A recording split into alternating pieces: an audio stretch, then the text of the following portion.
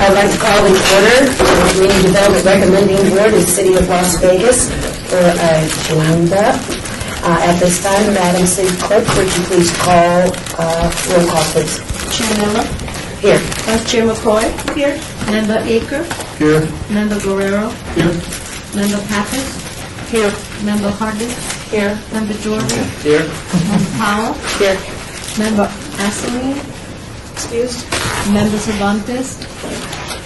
Member DeSalvia. And Member McGrath are excused. Thank you. And we do have a Member quorum. Moore. Thank you very much. Staff, we are in compliance with the open meeting law. Yes, ma'am. Thank you. You. Okay, with that, I move to agenda item number 3. Public comment during this portion of the agenda must be limited to matters on the agenda for action. If you wish to be heard, give your name for the record. The amount of discussion as well as the amount of time any single speaker is allowed may be limited. Are there anyone that would like to make a public comment at this time?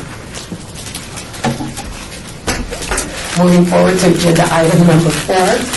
This is going to be a report on Community Development Block Grant, CDBG, Public Service. Application submitted by Las Vegas Natural History Museum, Lutheran Social Services of Nevada, Nevada Community Associates Incorporated, Rebuilding Together Southern Nevada, Safe House, Salvation Army, Southern Nevada Public Television and Vegas PBS, Spread the Word Nevada, the Foundation for Positively Kids Incorporated, the Shade Tree Incorporated, United States Veterans Initiative, Variety Early Learning Center, and Women's Development Center. At this time, we'll entertain if any member feels at this time there's a potential conflict of interest. We'll take that statement now with any of the applications we're going to review today. Seeing none, I'd like to invite forward Las Vegas Natural History Museum to make their presentation. Welcome, and please remember again, state your name for the record.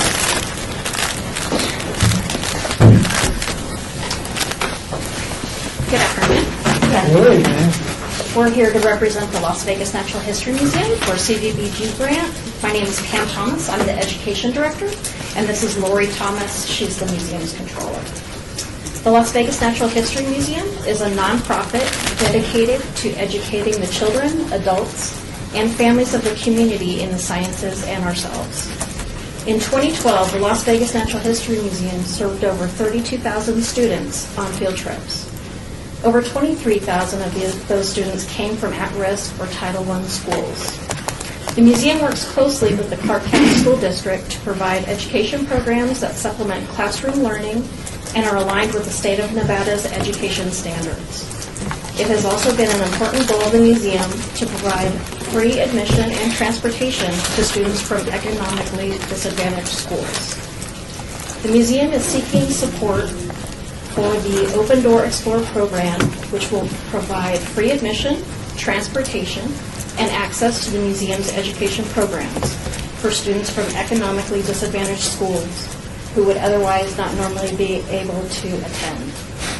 The CDBG grant will benefit 3,000 economically disadvantaged students by exposing them to the museum's natural science programs in hopes of contributing to their academic success by covering the cost of their admission and subsidy for 50 buses. The Las Vegas Natural History Museum is requesting a grant of $25,785 from the CDBG fund. This grant will assist the museum in providing free admission, transportation, and access to the museum's education programs for 3,000 students from economically disadvantaged schools, again, who would not otherwise be able to have the opportunity. Thank you. Thank you. Members have any questions? I do. Chair recognizes Member McCoy. Hi, welcome. Thank you for coming.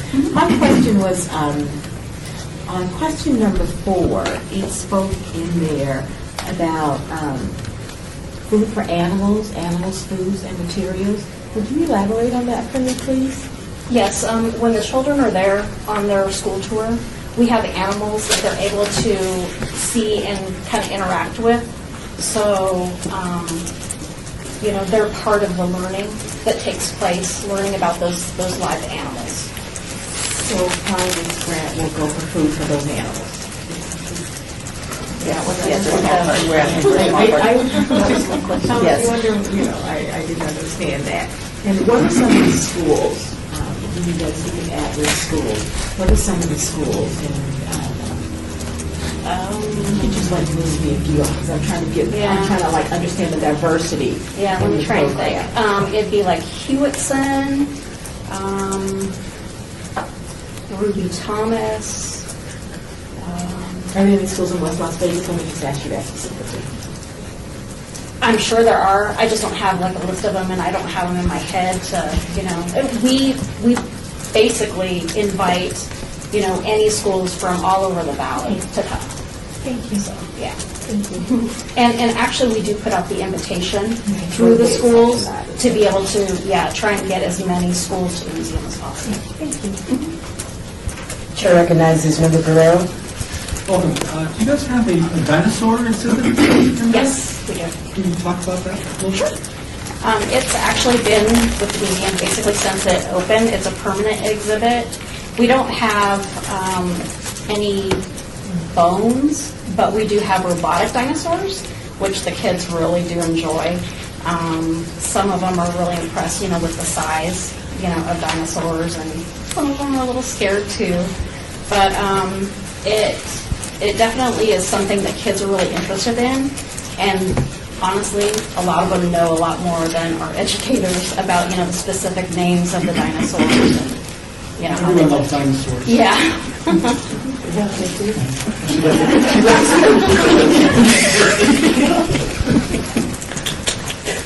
Thank you. Okay, Chair recognizes Member Akins. Looking at your budget, you have a Bricks fundraiser. Can you explain that to me? As you walk into the museum, the walkway down there is composed of bricks. And we sell individual bricks to people who would like to buy them and put either in memory of or dedicate them to their children. And then those bricks go in the sidewalk and stay in the sidewalk. Is there a set price on it, or is it just a donation? Or No, there's a set price. can you tell me the price? $250. Thank you. Member Miller, I have a question. Please forgive me for the record.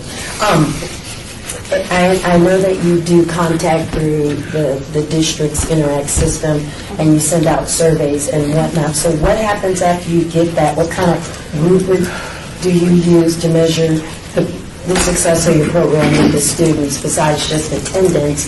How do you evaluate that? Because I'm assuming you take that information to tweak, to use that term, your museum for the students. We have used that to try and change some of our programs, throughout the years and make new programs.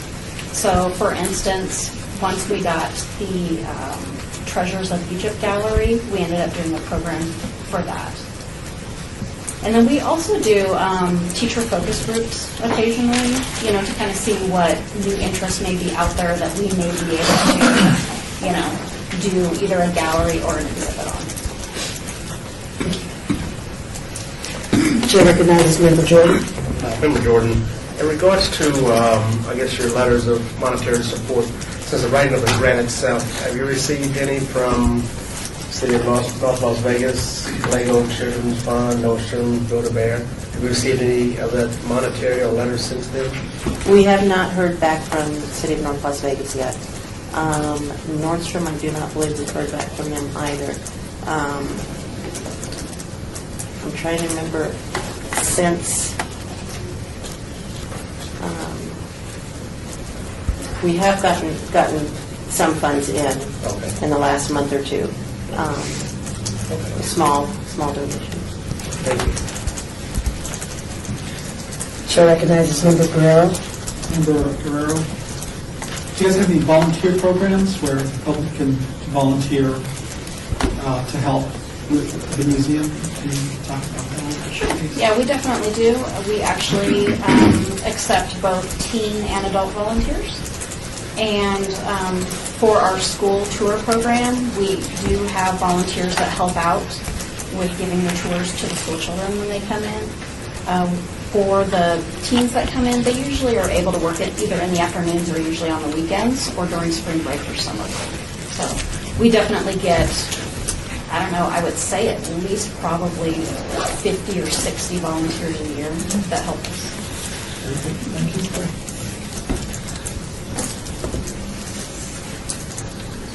We're doing on time, staff. 2 minutes left. 2 minutes left. Any members have any further questions?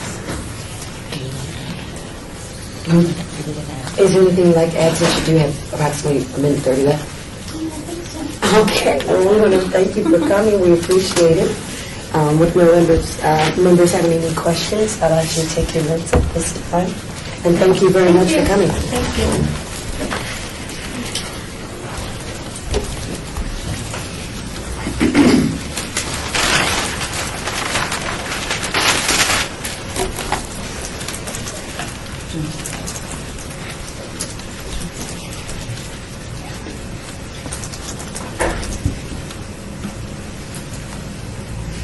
As members are finishing up their notes, I'd like to invite forward to get prepared for the presentation, Lutheran Social Services of Nevada.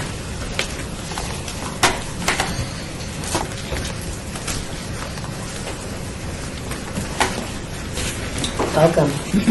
Again, thank you. Make sure that you state your name for the record. Mina Taganian, I'm the Executive Director of Lutheran Social Services of Nevada. And I'm Shauna Brody, the Grants, Programs and Compliance Officer. Thank you so much for inviting us today. Lutheran Social Services of Nevada is a nonprofit organization whose mission statement is to express the love of Christ by serving and caring for people in need. And we have been trying to achieve our mission since 1985, when the organization was founded by a group of volunteers and operated a clothing closet. Since then, we have grown and been incorporated into a 501c3 in 1996. And since then, we've been serving over 150,000 families. Each year, approximately 15,000 to 17,000 people are served through our emergency food pantry, supported transitional housing programs, employment services, life skill development, nutrition kitchen, education kitchen, and some other programs. I will let Shauna, her title was just changed, that's why she's getting used to her title. So I'll let Shauna to describe the program in detail, and we appreciate your time.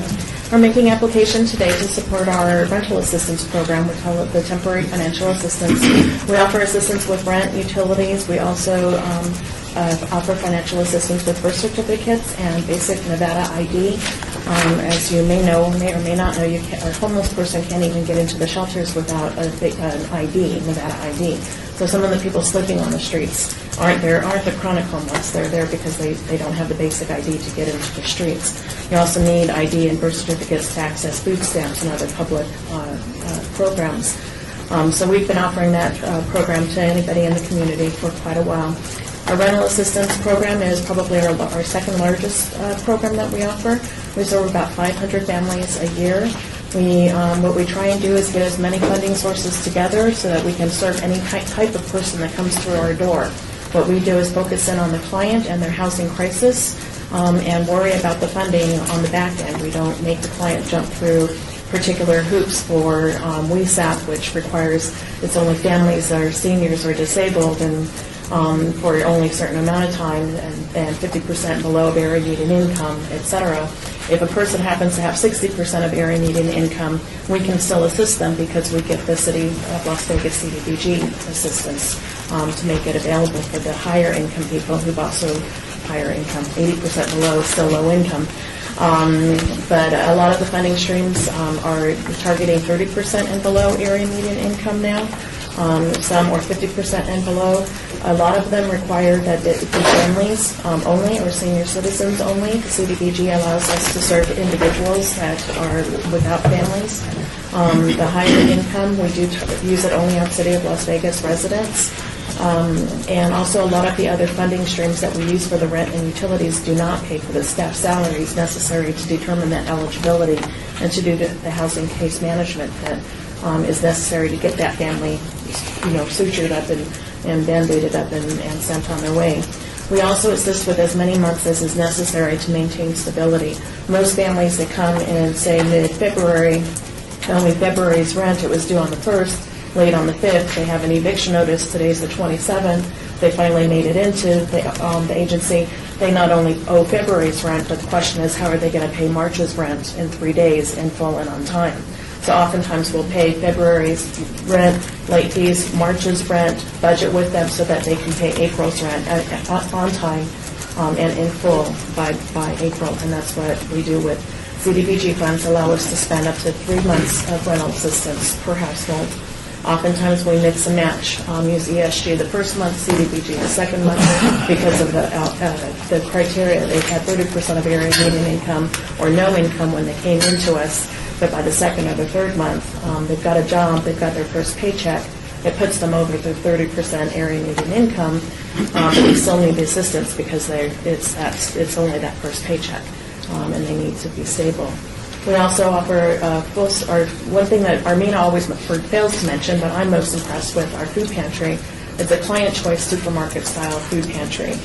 We offer the clients a shopping cart to go through. They select the food off the shelves as they do in a regular grocery store.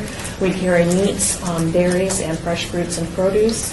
The average household receives 9 days worth of meals per visit that they come to. Most food pantries are open 1 day a week. We're open 3 days a week. Most food pantries give a box of pre-selected items that the client may or may not know how to utilize. We have the client choice. Also, most food pantries only give 3 days worth of food, and we give 9. So between the food pantry, the rental assistance, the housing stabilization case management, we're able to give more of a comprehensive approach to a family facing a crisis, sometimes for their first time. They've never reached out for help before, and they've run into us because we're a one-stop shop for multiple services.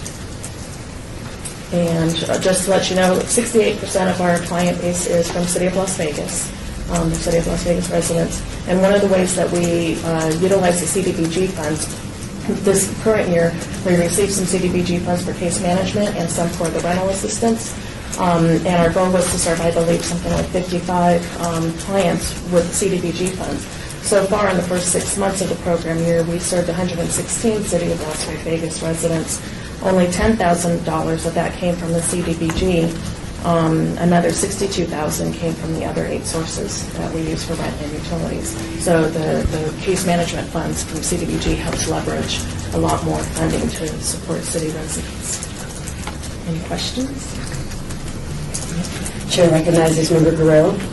Member Guerrero, thank you. You mentioned birth certificates to take advantage of your programs.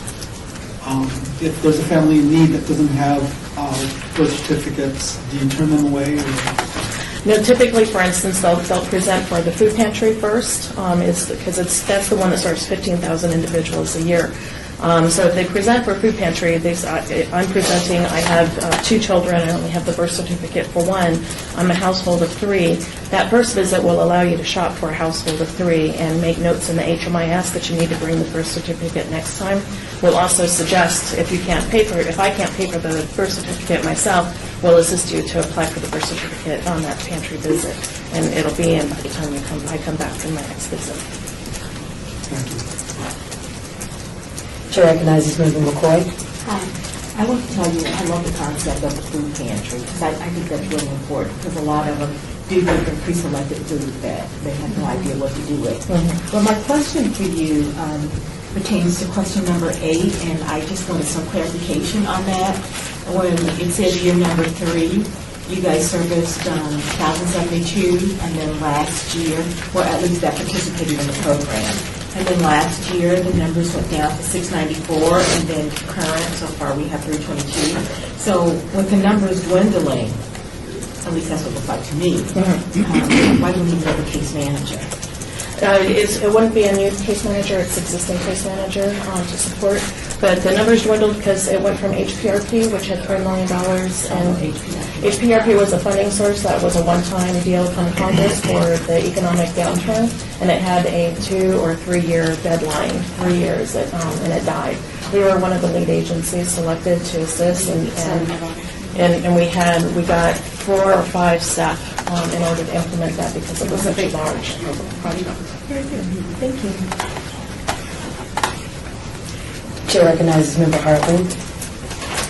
Hi.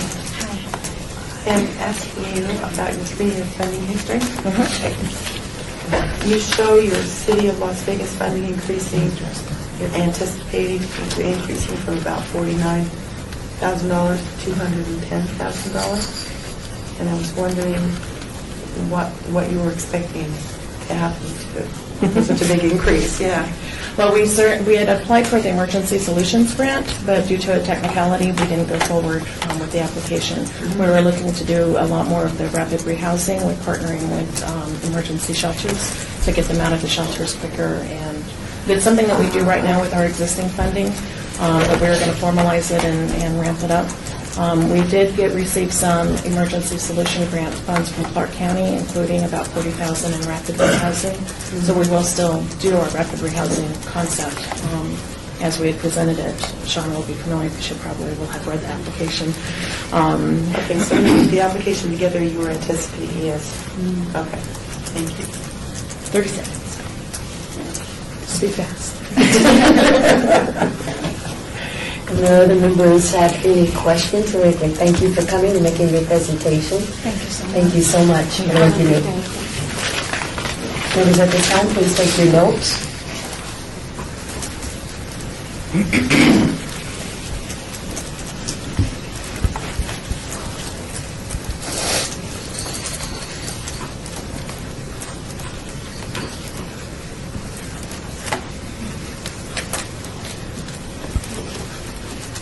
While members are doing that, I'd like to call forward Nevada Community Associates Incorporated to make their presentation. Come forward, please.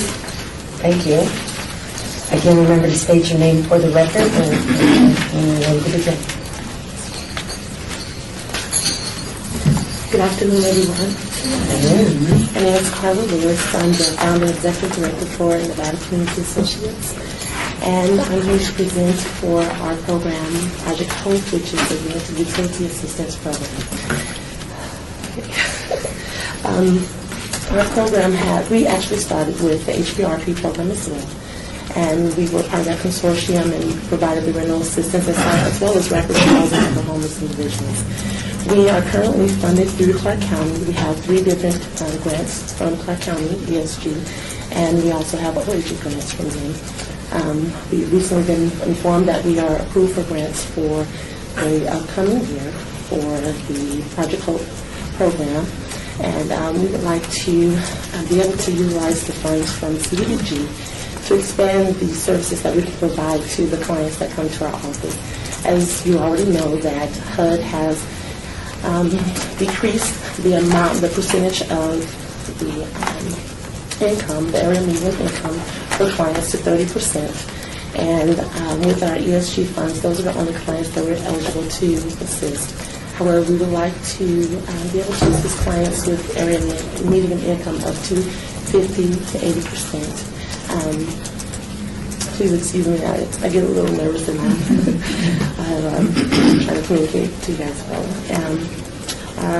Our motto and the reason for our program is to help people connect the pieces of life. We have multiple programs which are rent utility assistance, rapid rehousing, and transitional housing programs.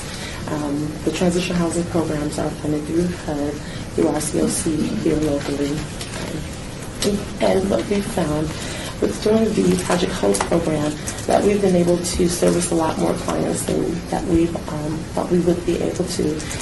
Over the past year, we've had funding to actually assist about 90 to 100 clients, and we've been able to service over 120 clients currently for this fiscal year. And as I stated before, the CDBG funds would mainly be utilized for those clients actually that comes directly from Las Vegas. Our office is in North Las Vegas, so we do receive a lot of clients from Las Vegas to come into our office for the assistance, and we would just like to be able to assist those who need the additional assistance.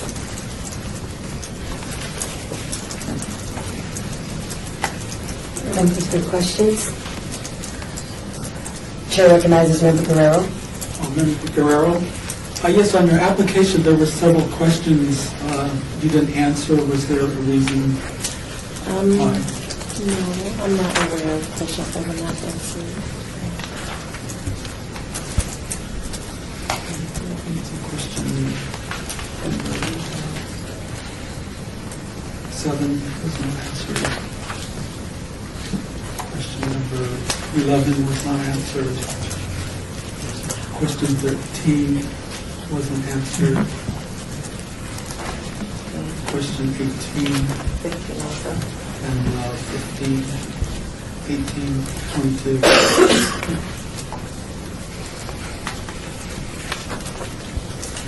That was not certain of that, but I could provide you with a copy of what I did.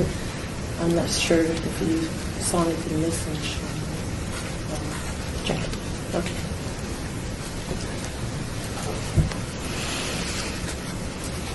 I didn't have any problems submitting either, so. Chair recognizes Member McCoy, and then Member Hartley. Member McCoy, I just was going to echo what he was stating, because on question number 26, it asked about the dollar amount of claims that you were going to submit to other agencies, and there was just words across the board. And I didn't know what that meant. So it says, please list the amount below or enter 0 if it's not applicable in each box. And for each of the possibilities, there's just a 1 put there. Well, I'm not certain if there was an error, because I know I'm applying on Zoom grants with other programs. If you don't answer certain questions or all the questions, it doesn't allow you to save and submit. And I was able to save and submit. I'm not really certain. Well, it was answered. For that one?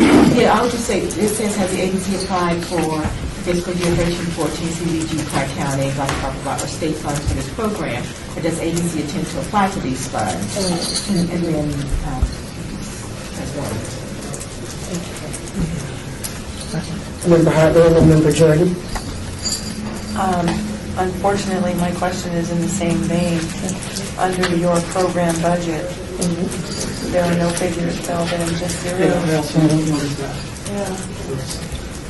No figures in the budget. Member Garland. Kind of weird.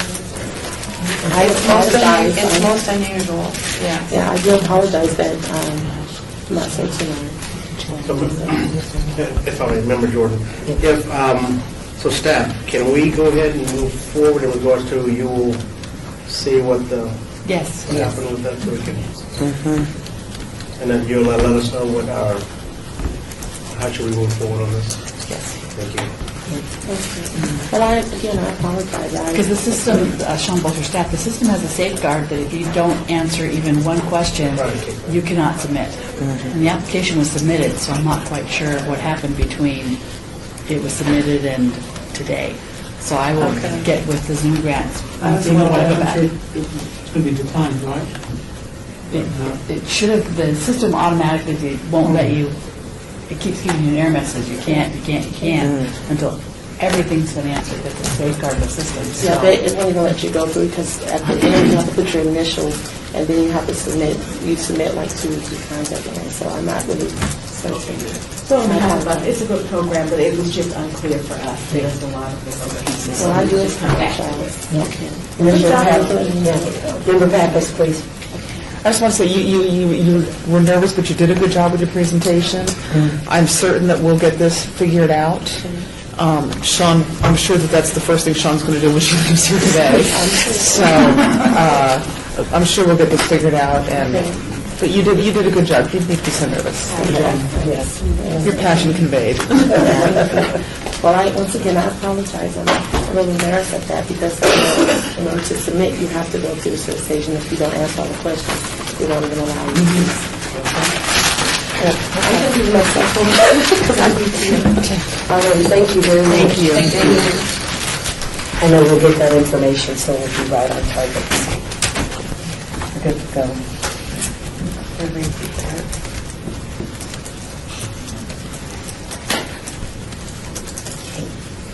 Go ahead and move to the next presentation. I'd like to invite Rebuilding Together Southern Nevada forward to make their presentation.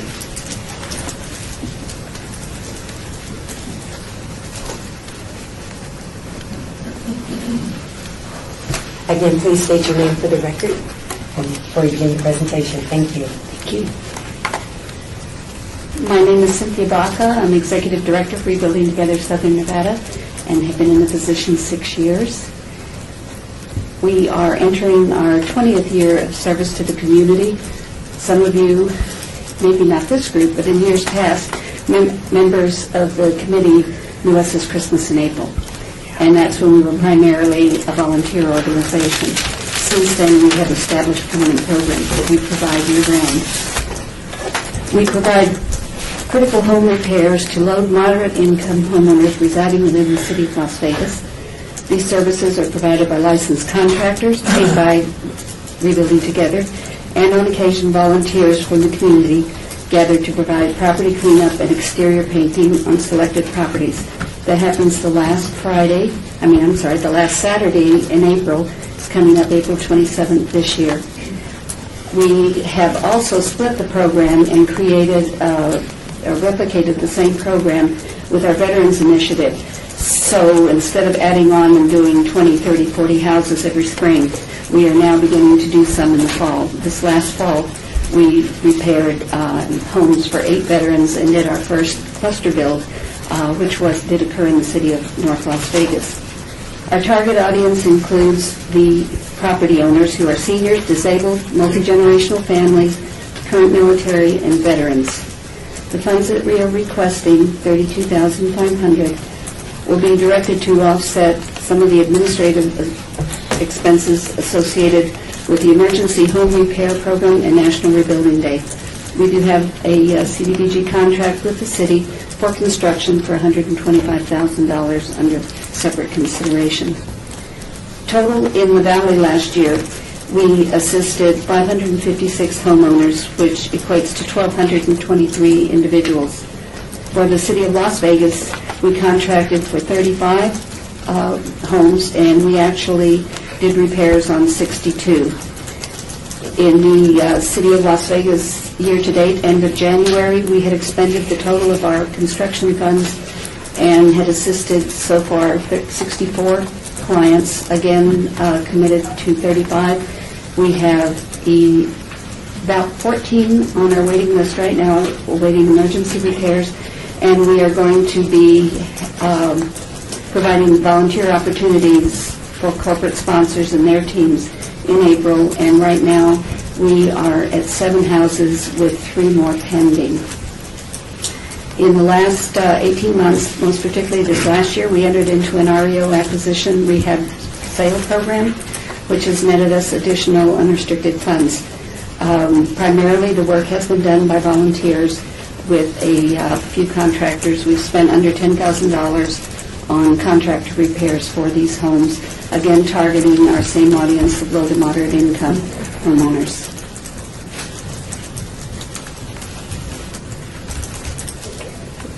Members, do you have questions for Rebuilding Together? Chair recognizes Member McCoy. Member McCoy, I just, my question to you was that, based on your numbers, it doesn't seem like the market crisis has affected the homeowners that are requesting assistance. I kind of was expecting to see maybe a decline in those that need assistance, since it needs to be homeowners that are requesting these services from you. Well, in the past, we haven't had the funds to assist everybody who approached us. So now? We've been more fortunate recently, and particularly with acquiring the, I believe we netted about $253,000 last year on our REO program, which assisted us greatly, which is why we're able to leverage the funds that we receive from public sources, because we have acquired or been able to fundraise private funds to leverage those funds. But the number has not decreased. In fact, we have some folks who in the past have volunteered with us, including contractors who have donated services, have now approached us to assist them. So it has impacted us visibly, as well as the rest of the community. Thank you. Chair recognizes Member Guerrero. Thank you. Have any of your projects of rebuilding these homes, have any of them ever appeared on national TV, like they have those programs where they help these families in need, and they rebuild a house and then they do a big unveiling and... Well, we're not Extreme Makeover, however, we provide critical repairs. Not that No they don't. extreme makeovers, huh? No, not Extreme Makeover, and we do not build from the ground up. However, a year ago, 2 years ago this spring, we were approached by our national office to supply a project for a Ty Pennington pilot show that he was doing, underwritten by Sears and their tools program. So it was actually in the city of Las Vegas. It was a repo that a family had acquired. It had been flooded, and they had an adult daughter now who was severely disabled, and they were no longer able to carry her up the stairs to the one working bathroom. So that was a total makeover. We had contractors who donated services. We were given by Sears approximately $20,000. We leveraged that to about 86 because they also put in new appliances for us. That was, it hasn't appeared on TV yet. We've not been told when it's going to. cameras? Oh, they were there. Not to mention the busload of PR representatives and marketing people, some of whom helped, actually. We did tell some people at one point if they were going to be on the property, they either had to help or go sit next door and watch. Very good. Thank you. Mrs. Member Miller, I have a question, and maybe I'm visually impaired. You're requesting $32,500, but I'm looking at your budget, and it's totaling, and I don't know if this is equates to $19,900 in terms of the request. Are you looking at their Excel form? I'm looking at the attachment number 2 program budget. They may have inadvertently erased the formula. Okay. Because I was trying to see, this is a very competitive, grant, and, we have to make decisions on where we're doing dollars, and I know that sometimes we look at what is a priority for what you're looking for your agency and what's going to serve the public the best. That's why I always look, and on your question, I don't know, one of my member partners here helped me out, the question that asks what's number 1, what's number 2, number 3.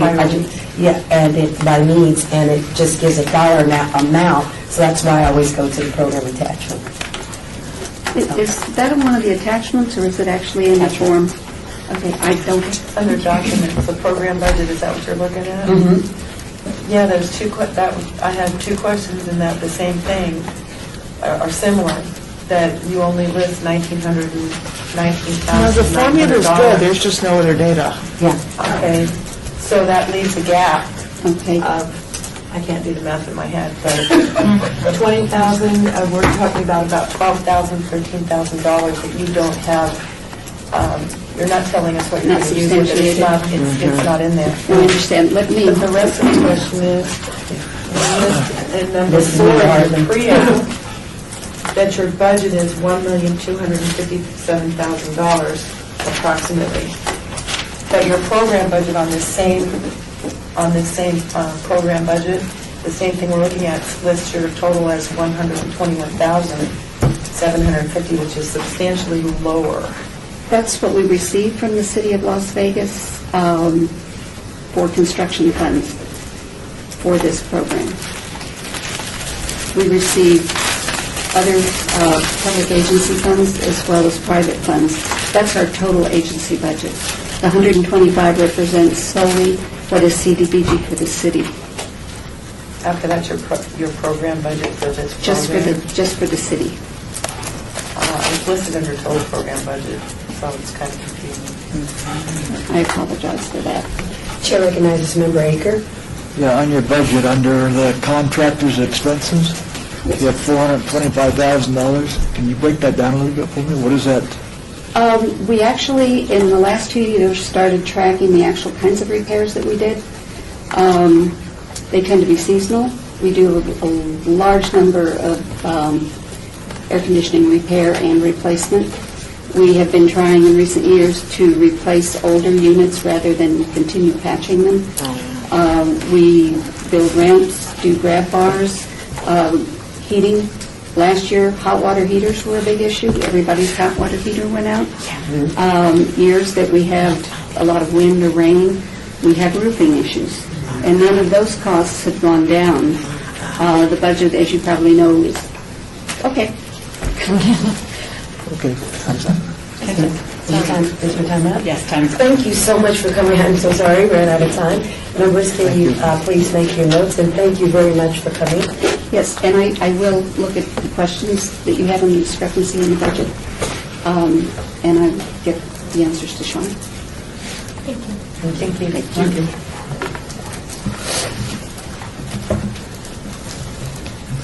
If it pleases the board, John Bolzer staff, I checked with Zoom grants.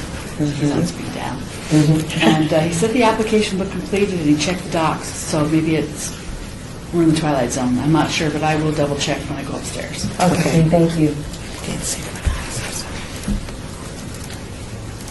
As members are finishing up their notes, I'd like to extend an invitation to Safe House.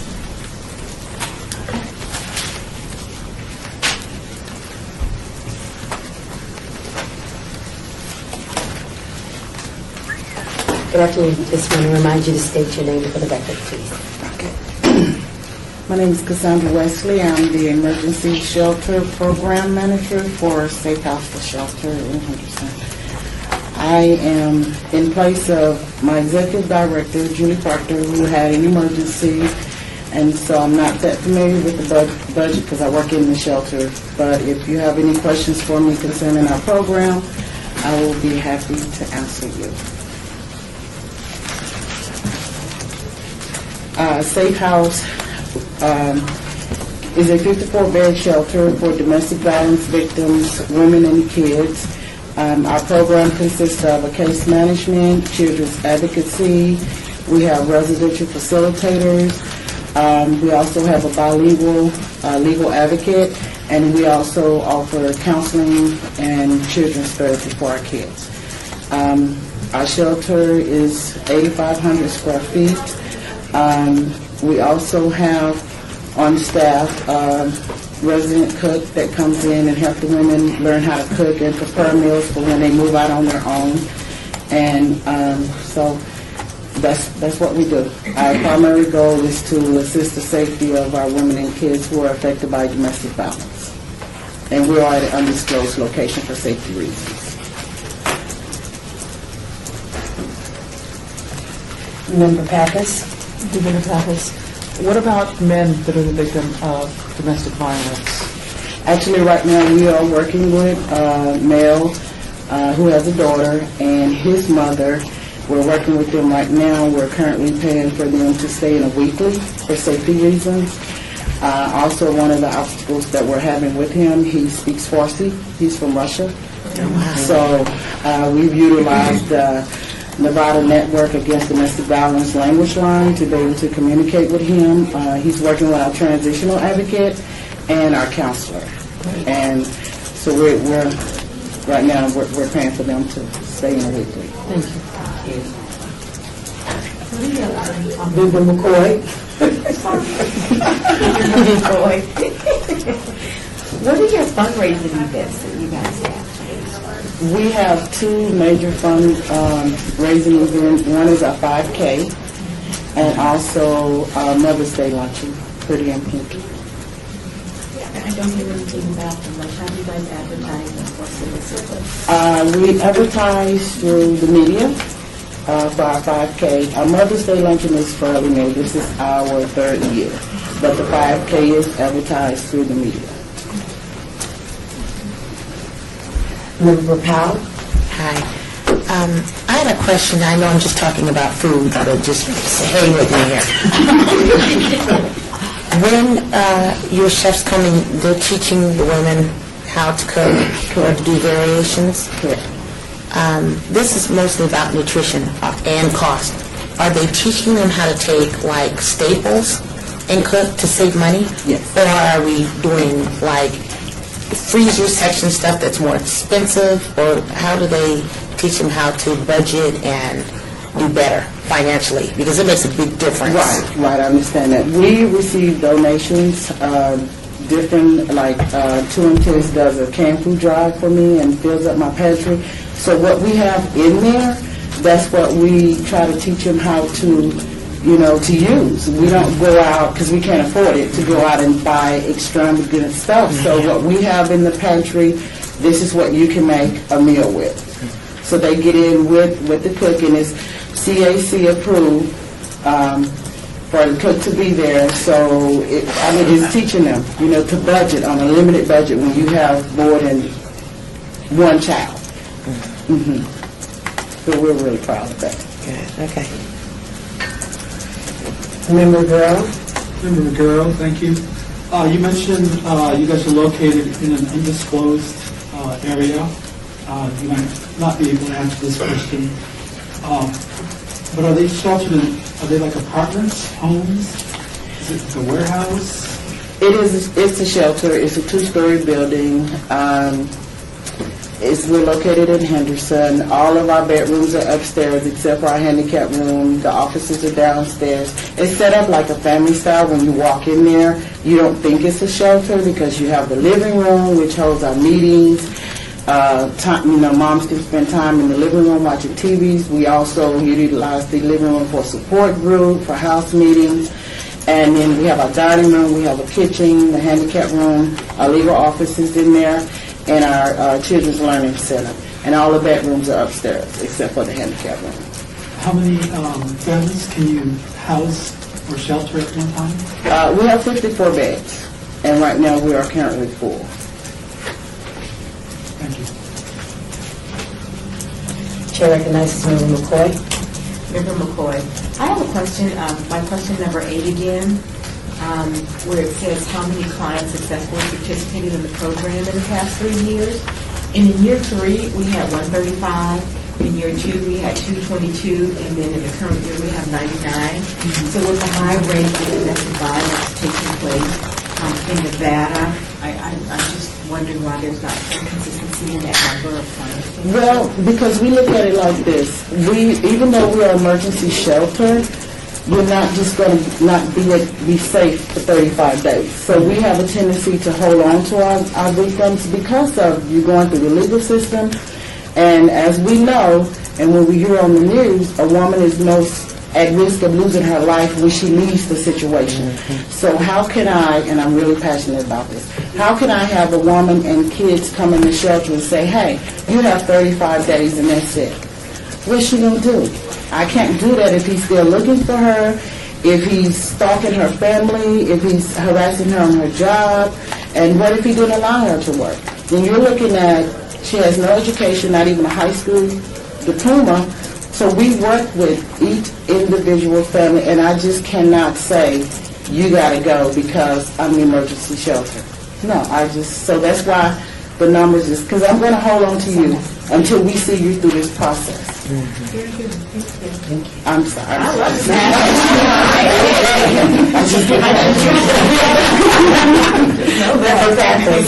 Devendra Pappas, what about families that have their pets with them? Right now, we actually have a victim that's in our shelter now. She has 2 service dogs. She's in the handicap room. She has a broken foot. But we work with Black Mountain Vet Center, and we also work with the Henderson Pound, that they will allow them to house the animals down there as long as they go down and take care of the dog, as long as we need it, and the vet center also. So we're really fortunate with that. Thank you, Devendra Pappas. What's the recidivism rate? What's the success rate that you have of getting these women out of their dangerous situations the first time? Well, the statistics states it takes about 7 times for a woman to leave and return. I said we're about 70%, and that's because we do hold on to them. Yeah. We don't want to send them out there and they're not prepared to feed their kids, to pay bills. And that's one of the reasons why a lot of women return, because they're not able to take care of the family because he's been the breadwinner. So we try to instill those tools in them. So I think that's why we have a 70% 70%. And then if they do go back, they've learned to recognize the signs before it happened again, and we will gladly take them back. Thank you.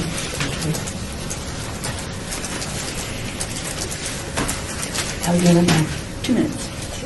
Is there anything that you would like to add? I don't see any other members having questions about your passion. And we do take teenage boys up to the age of 18 if they're still in high school. We actually have 3 teenage boys now, and they are receiving counseling because we believe in the whole family needs healing, not just the mom and the girls. We need to grab these young men too because they're witnessing it, and it is, it is a pattern.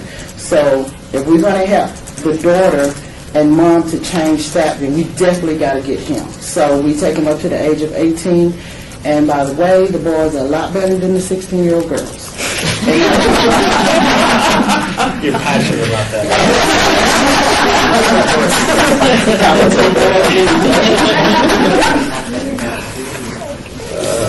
With that, thank you, and thank you for the passion. And thank you very much for making your presentation. Members, at this time, if you would make your notes. Have a good day.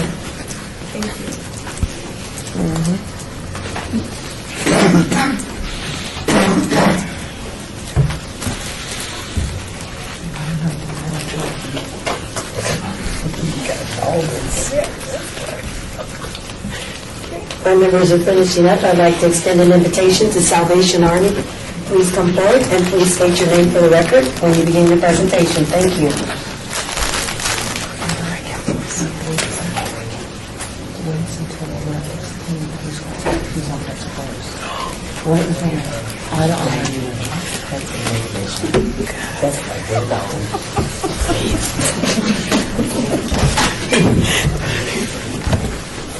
Good afternoon.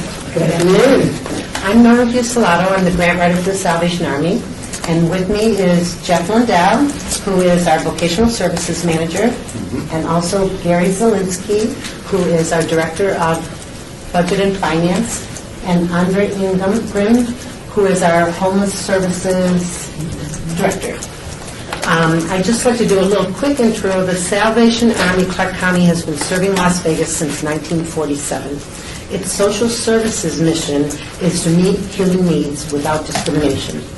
We serve primarily low-income families and homeless people. The Salvation Army has a low administrative expense of 6.5% and a fundraising expense of 5.5% for a total administrative and fundraising expense of 12%. We are grateful for the gifts and grants that we receive to enable us to do our work. We thank you for allowing us to speak with you today about our vocational training program request for CDBG funds. The vocational program that I'm a part of services homeless people. All the people who come into our program first come through the HMIS system, and we can go through our own triage and intake system. It is a 3-phase program. The first phase lasts about 2 to 3 months, depending on when a person comes in. At that point, they are residents in the building. They work on site for 40 hours per week, and they attend classes, soft skill classes, to essentially get them back up to speed as far as just general work readiness. And phase 2 lasts between 3 and 5 months. That is a job search phase, and so we encourage people to work hard at that, but in order to do that, we have them work on campus 24 hours. They drop down from 40 hours, so they get a majority of their time to work. And we're successful at the rate of between 73 and 74% for clients that reach that stage 2. We're very proud of that. And we encourage all of the clients to stay in the program and to stay on campus and to move into phase 3 once they do get employment. And they can stay on campus and pay a portion of their income as rent for up to 6 months, some cases a little bit longer. So we have clients that will stay with us up and close to a year in total. And very effective program, and the clients also service other aspects of the Salvation Army program, Lead Campus, which is to say they work in the kitchen and they work in the laundry and so forth, so it helps in many different ways.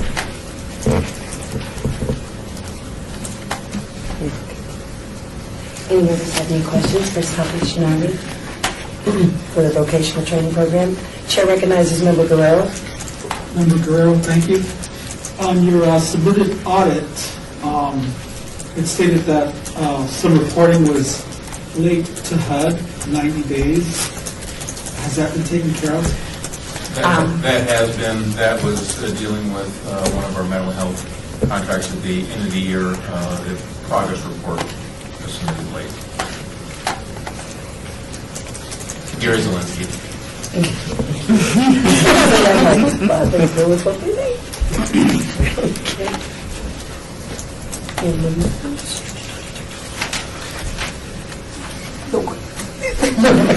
Thank you. Diviner Pappas.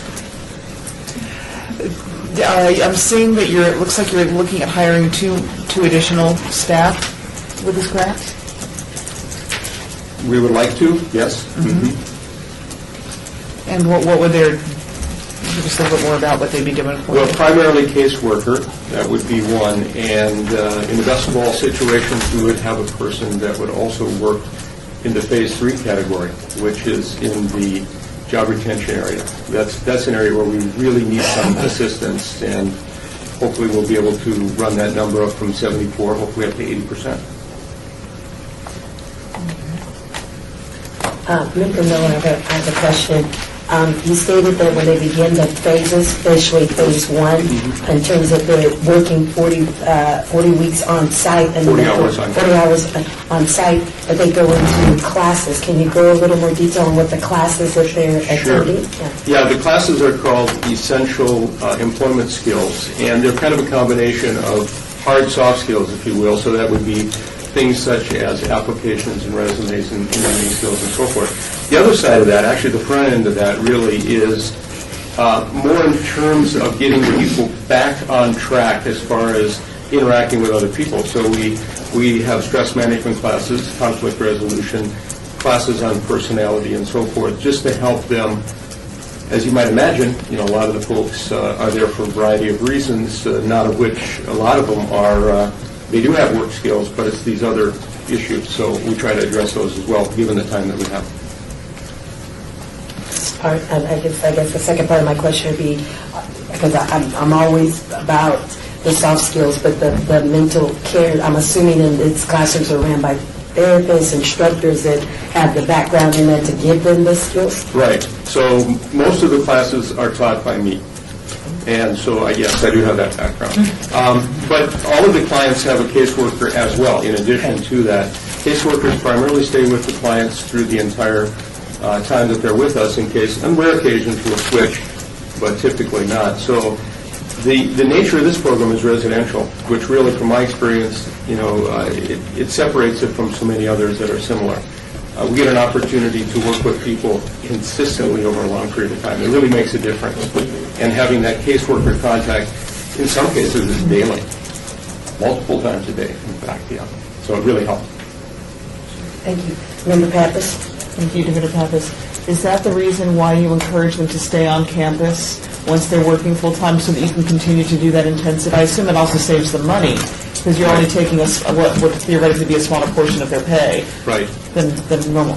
Yes, to all of those things. So first of all, so frequently people forget the important things are job references and work history. So as you might imagine, a lot of people come in, their work history is chopped up.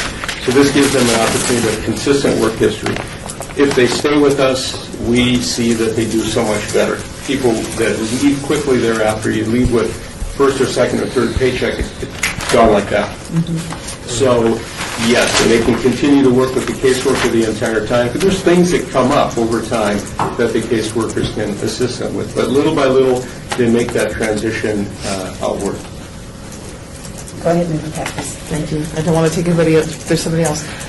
Diviner Pappas, do you have agency, when you help them get employment, do you have specific companies that you go to that you seek assistance from? How do you find their employment for them, or assist them with that? Well, it's designed so that the clients find their own employment. I mean, we assist, of course, as much as we need to, but if we do our job right, most of them will find their own employment. For years, the Salvation Army Vocational Program has worked with seasonal agencies such as the national parks. So typically, we'll place people at Zion and Bryce in the north and south rim of the canyon, Death Valley, and so forth. That's ongoing and consistent. Some of those are seasonal, some of them are year-round. We have a culinary program in partnership with CSN and with Dieter with the Job Connect, and many of those people go to the parks, work as cooks and so forth. Thank you. Member Guerrero. Member Guerrero, thank you. Do you have any type of like ESL assistance to clients that are limited in their English ability or? Actually, we do not really. On the front end, as far as the intake and the triage process, we test for that because we're geared to teach everything in English and to work with folks that way. If somebody has a significant language barrier, we refer them elsewhere. If they have a learning disability, of course, we'll refer them to places like Hope Rehab and so forth. So we really need to have people be able to converse, to understand and so forth. We're not equipped for that at this Where do point. you refer them? Pardon What are me? the agencies do you refer As far as, ESL? I'll be honest with you, I don't know because the caseworkers do that. I don't know off the top of my head. Yeah. I should say this. We really don't have a lot of people that have language issues. I don't see that very often. At least they don't reach it to my side of the program. Yeah. Less than a minute. Member Powell. Is there anything that you do to rejuvenate your workers? To rejuvenate the workers? Yeah, because you're in even though you have this innate giving and receiving by your work, is there anything you do to keep them fueled? Because when you're always giving, you can sometimes burn out. So what do you do? Well, we'd like to do more there. Like any of the service agencies, that's an issue. Burnout. I try to structure that program-wise just to keep a very close tabs on that. And the Salvation Army is a very good program so that if somebody is getting to the point where they're getting to overload, that the Employee Assistance Program kicks in and we can take them off to the side, let them regenerate the batteries.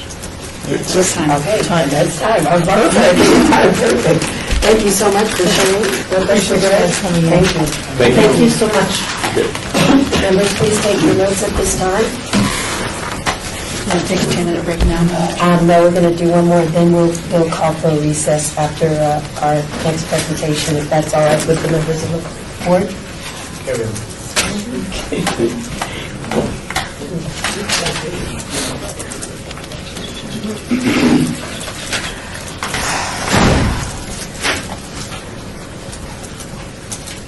At this time, I'd like to extend an invitation to Southern Nevada Public Television and Vegas PBS if they would come forward. Again, please make sure you state your name for the record. Name or names. I'll put the plural on there because those people are coming.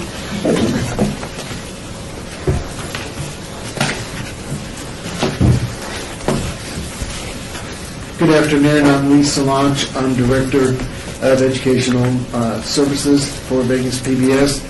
I'm pleased to have Jessica Carroll, who's the Program Administrator for Ready to Learn, our early childhood literacy effort. I also have Brandon Moeller, who's our Business Manager, and Lenny Way, who assists us with grants for Vegas PBS. I know that your time is brief, and I will try to honor the restraints that you've asked us to propose under.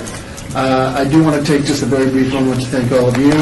I know this is a lengthy process. I know you do a lot of time and energy involved with it. We are grateful for what you do for us. We have a long-standing record of working with you, partnering with you, working together to provide improvement to the lives of our children and our citizens, and we share the common objective for that. The program that we're here to talk about today, Ready to Learn, is a well-established project. It has been here in the community we are celebrating our 15th anniversary. It is a program that has a excellent reputation in terms of the quality of the materials and the diversity and innovation with which we strive to maintain very high standards with this. Basically stated, Ready to Learn provides early childhood literacy programs and services for the community. It incorporates the family in the process. It makes sure that it is a long-term approach. Our goal is to have the greatest impact possible on lifelong learning. Certainly, we want the family to be involved in that. And although we represent public television, part of our message is to actually turn the TV off. But there is a time and a place. If a child is motivated by an Arthur or a Barney or Big Bird, why would we not want to use that as a positive force for the child to promote learning, to promote literacy? We have, as I stated, worked with you all for many years. What I would want to know if I was in the reverse position as we evaluate programs, what is the credibility of the program and the services that are provided? I think you will find it's very high. What our goal here is to do is to promote literacy and to put books, brand new books, not used or gently, whatever the phrase is, books, but brand new books that are curriculum correlated that a child gets to keep. In addition to that, resources that the parent can use to extend learning throughout the school day and throughout the family activities. We're very proud of the fact that not only have we been around for a long time and have a good product, but that we do hundreds and hundreds of workshops every year in the community. We provide tens of thousands of books to the community. So what you are doing is to help us assist what is going on there. I don't think for a group like this I need to tell you the importance of early childhood literacy, all of the research that shows that if we can get a child to read by grade level by grade 3, their odds of having a successful life are much, much higher. So although we talk about early childhood literacy, we also look at this in quite candor as part of dropout prevention programs as well. So I don't want to throw too much at you too quickly and also overextend my welcome or my time limit. So I thought I would open it up to questions. Jessica has a slew of parental quotes, which she's happy to share with you. And I'll just give her a quick moment to see if I've missed anything she'd like to add. Oh, I would just actually like to share some of these, and these actually came to me quite unexpected. It's been a group that I've worked with. This is, yesterday is actually their third workshop that they've had, and this director gave me these comments from the parents, and it's taken me back to, I'll just read them. So it says, this topic, we talked about environmental print, and we gave the families 2 books that discussed how to use science in your neighborhood as a launching point for learning how to read. So this parent wrote, this topic helps me with different strategies to get my child to start reading a little more. Plus, I will take this information and share it with a needy parent that may be struggling with his or her child, because attending at this meeting helped me to teach more to my child and to have my child open up more with confidence. I'd also like to mention about the Vegas PBS program, the books that are given out free to the children during the meeting. Those books have built my child's self-esteem up a little bit. I will encourage this information to some parents that may not know about this program. I'm learning more from these PBS meetings, and it's really given me knowledge on how to cope, teach, and understanding other things about your child. So that's just one example from a parent on how the books and the lessons that we provide really made a difference in her life.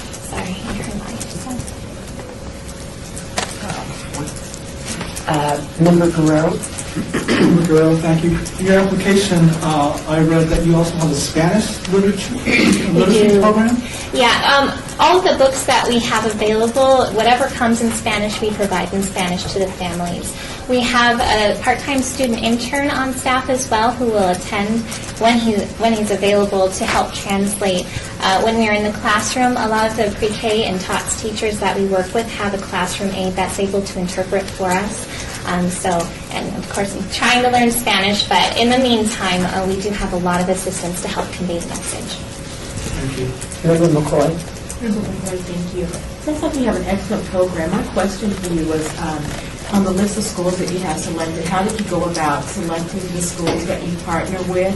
And I didn't notice any of the Prime 6 schools on that list, and it was why. Some of they all fall within the city of Las Vegas. Booker we work with, Kit Carson we work with, Matt Kelly we work with. I'm trying to think of the other three. The reason, if there is a Prime 6 school that is not listed there, we work with the pre-K and the TOTS classes. The focus of the majority of our PBS Kids programming is on that early childhood age group. And when we go to the pre-K and TOTS classrooms, they have required monthly parent meetings. So the parents are there, they're the captive audience. And while it's great to do workshops for the kids, we want the parents. They're the ones that are going to be able to implement what we're teaching with their kids. So if there are Prime 6 schools missing, it might be because they don't have the early childhood program that we visit. And that's generally the basis for most of the schools that are on that list, whether they have an early childhood program at that school. I would also say we have a program-wide objective of making sure that at least 90% of our attendees are from Title I or at-risk situations. Member Pappas. Thank you, Davitta Pappas. You talked about incorporating the family. Do you take into account that you may be educating the parents as well as the children, that you may have an illiterate parent that is going to be learning right along with them? Exactly. We give a lot of strategies for families. We don't assume that anybody has a high literacy rate. So the books that we give out, we talk a lot about oral storytelling. And for example, the book that we gave out here in this environmental print meeting that this parent was talking about, it was just filled with signs. So this wordless picture book we shared with families. What we're going to do is pretend we're driving around the street and we're going to talk about the signs that we see. Even if the family didn't even know what the sign said, we're talking about the shapes and the colors and what could it mean. We know orange means caution. So we're doing a lot of different strategies and not assuming that there is any, type of a literacy level, and encouraging a lot of oral storytelling if they aren't able to read the book to their child. Thank you. 2 minutes. Ms. Pappas. I want to give people a chance. Davitta Pappas. Have you looked at partnering? There's other groups that have come before us in the past that go to schools, give out books, do all of this. I mean, obviously literacy is incredibly important. Have you talked about partnering with any of those groups? Because they've got other methods to reach out.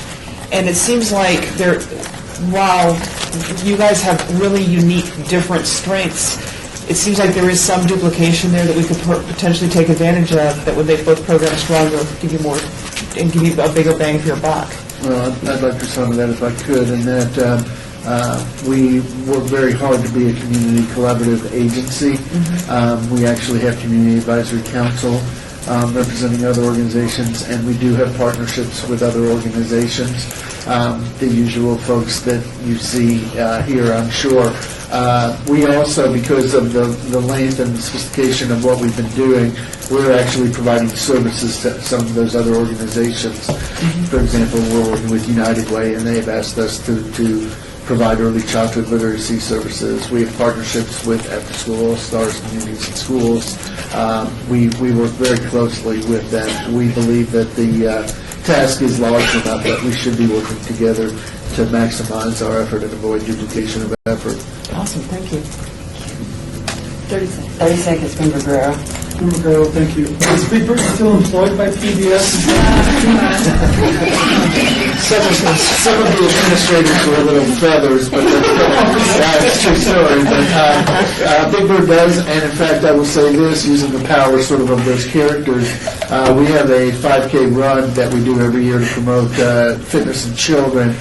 We give out hundreds of scholarships to at-risk kids, and although Big Bird didn't make it, Elmo was there, and rumor has it that Elmo may return. Awesome. Thank you, and thank you for sharing the information so much. Thank you.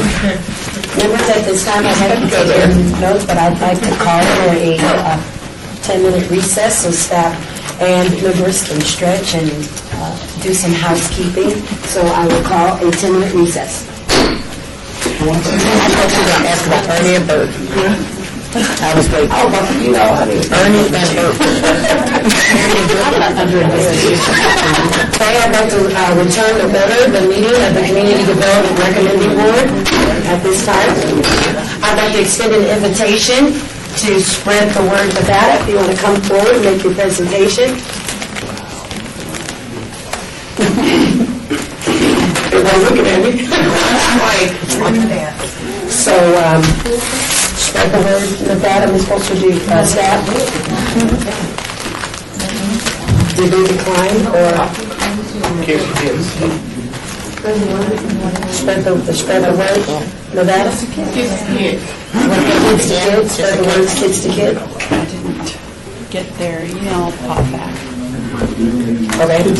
That's chairperson, I can skip over that, because that's what the rest say over there. And for the record, let's Push money in. That we've had no notification, or staff is going to check on that, and we can move on to the next organization. Okay? Righty, with that, I'd like to extend an invitation to the Foundation for Positively Kids Incorporated to come and make their presentation. Please remember to state your name for the record. Thank you and welcome. As a reminder for the board members who may not been here, when you hit 5 minutes, I'll just raise my hand so that you can let the board ask questions, and then anytime left, you can circle back over. Okay. Hi. I'm Fred Schultz with the Foundation for Positively Kids, the CEO. This is Linda Lewis, who put this packet together for us. We are the agency that cares for medically fragile kids who have long-term chronic illnesses. We provide home health services, and we provide skilled respite services, and we provide early intervention services, and we provide clinic services at this point. What we are asking for is $35,000 to go towards the kids that we are taking care of in our clinics. So all healthcare services, our therapies, we provide dental services, we provide psychological services for the pediatric clients, we provide neurological services for autism evals also. We've had great success out at Child Haven with our clinic that we had taken over about 2 years ago out at Child Haven, providing all of those services also. And the school district came to us and asked us if we would take a look at the Cunningham School and also the Elaine Wynn School, which is the Casey Jones Health Center. And so we have opened up the clinic at the Casey Jones Health Center on December 17th, and we'll be opening up the Cunningham School on Monday. Is the Cunningham School. So what we're looking for is funding for 300 low-income children who live in Las Vegas to provide the healthcare services, the therapy services, the dental, the mental health, all of those combined services as part of our medical home project. And if you're familiar with the medical home project, that encompasses a total aspect of care in partnership with the care manager that takes care of that child from start until they're discharged from us. So from the minute the phone call comes in for services, we provide all of those additional services for that child's care. It is a sustainable program because we have a social worker that works with us also. So if we have a child who does not have insurance or Medicaid or checkup, we then work with them to get into the system, help them with the paperwork and go through that bureaucratic piece to figure out how to get themselves funded. So we're asking for $35,000 for this particular program to kick that off and open it to questions. Member questions? Member Guerrero? Member Guerrero, thank you. Are you guys in any way associated with the cow bus? No. Yeah, it's interesting you brought that up. The cow bus did exist a number of years ago, and it has not for some time. There has been some discussion, that's why I say interesting, there's been some discussion amongst our team whether we create the mobile health concept again. It was very successful, but grant money ran out. And that's the problem with a lot of programs is they're not sustainable. We ask for money and then give us money and then we come back crying because we had to close. And this particular program is sustainable, and that's what happened with the cow bus a number of years ago. It was a great program. It was busy all the time. Yeah, it was really good. So maybe we'll revisit that and come back next time and ask the school district to supply us a bus, and we'll convert it into They don't do vehicles. a clinic. Yeah. Thank you. Yes. Member Aker and then Member Hartley. Okay, with the kids, what's the age group that, We school children, so starting at 3, I believe they started 3 in the title program, all the way up to age 18. okay, how do the kids How do you find, How they access the care? They can either make an appointment through one central phone number, or, as you know, most kids in school, if they fall down or get hurt or they're sick, they can come right over to the clinic. At Elaine Wynn, the clinic, 1,500 square foot clinic, is right on the campus of the Elaine Wynn School. That's the Casey Jones Health Center. Over at Cunningham, that clinic had been in existence for a number of years, and then that clinic closed, and they at the school district asked us to take that over. So the families can make appointments and bring the kids there, or they can walk over. The teachers can walk them over if there's an issue, during the daytime. Member Hartley. Member Hartley, in your program budget, you show $20,000 for program supplies, but that's the only line item you have, and your request is for 35, so I was wondering what the other 15 is for? Yeah. It doesn't show up in the total line item.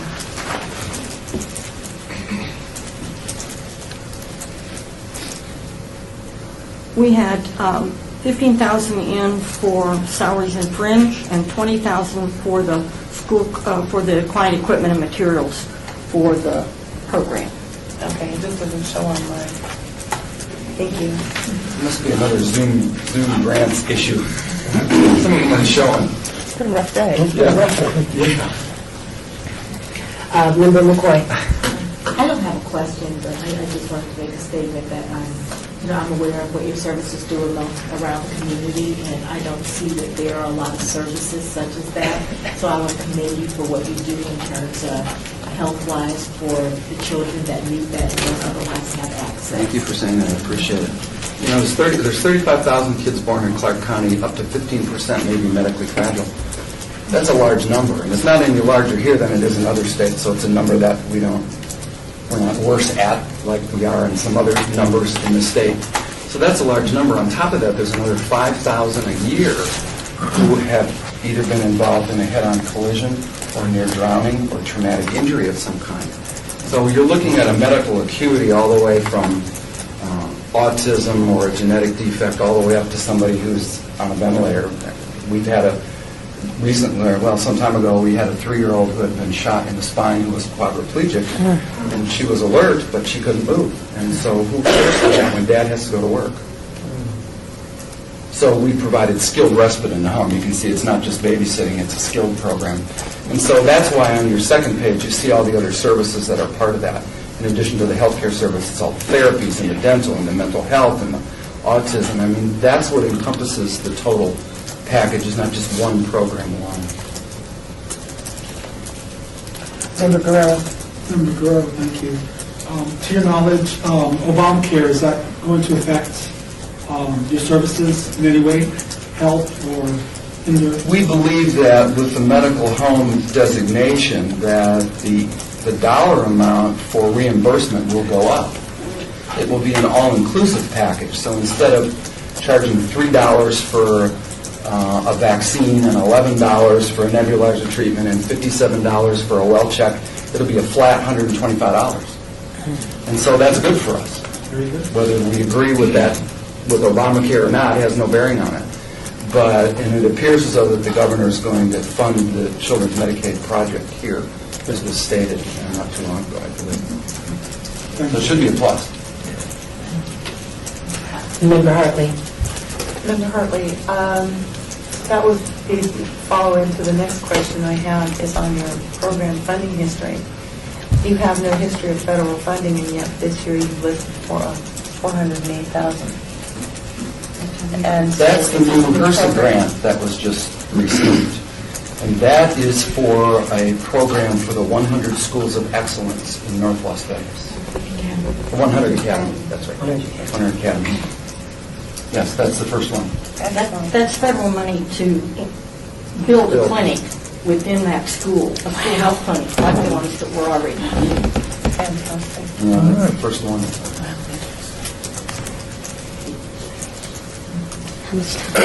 Member Guerrero.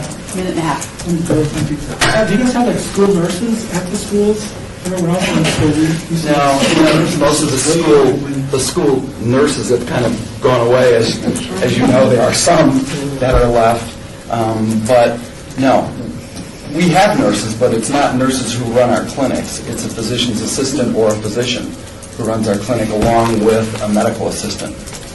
So they're seen by a PA or a physician. 1 minute. Members, does any members have any further questions for Positively Kids? Member McCoy? Since we have time. When is the clinic open already for the 100 Academy of Excellence, or when? Now, that grant was just awarded to us just within the past 60 days.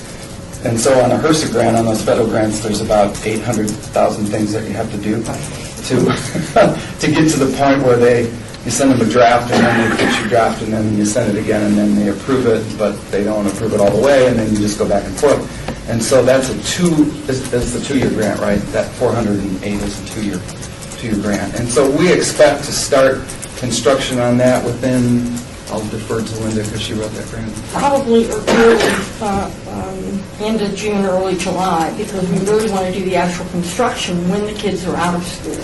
And we think it will take that long to get all the permits. After we get the federal approval, then we have to get the building permits and the drawings and all the things to go. Done. No problem. All right. Thank you. Thank you Sorry. very much. Is your commercial still running? You look. The commercial's still running. Thank you all. Thank you, Rita. Appreciate it. Thanks.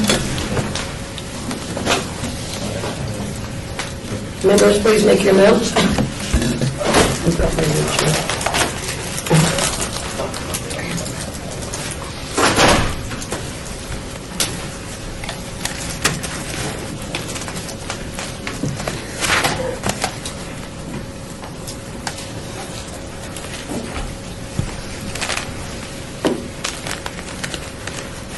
Okay, at this time, I'd like to extend an invitation to the Shade Tree Incorporated to make their presentation. Again, please make sure you state your name for the record before you begin your presentation. Your name or names. Thank you.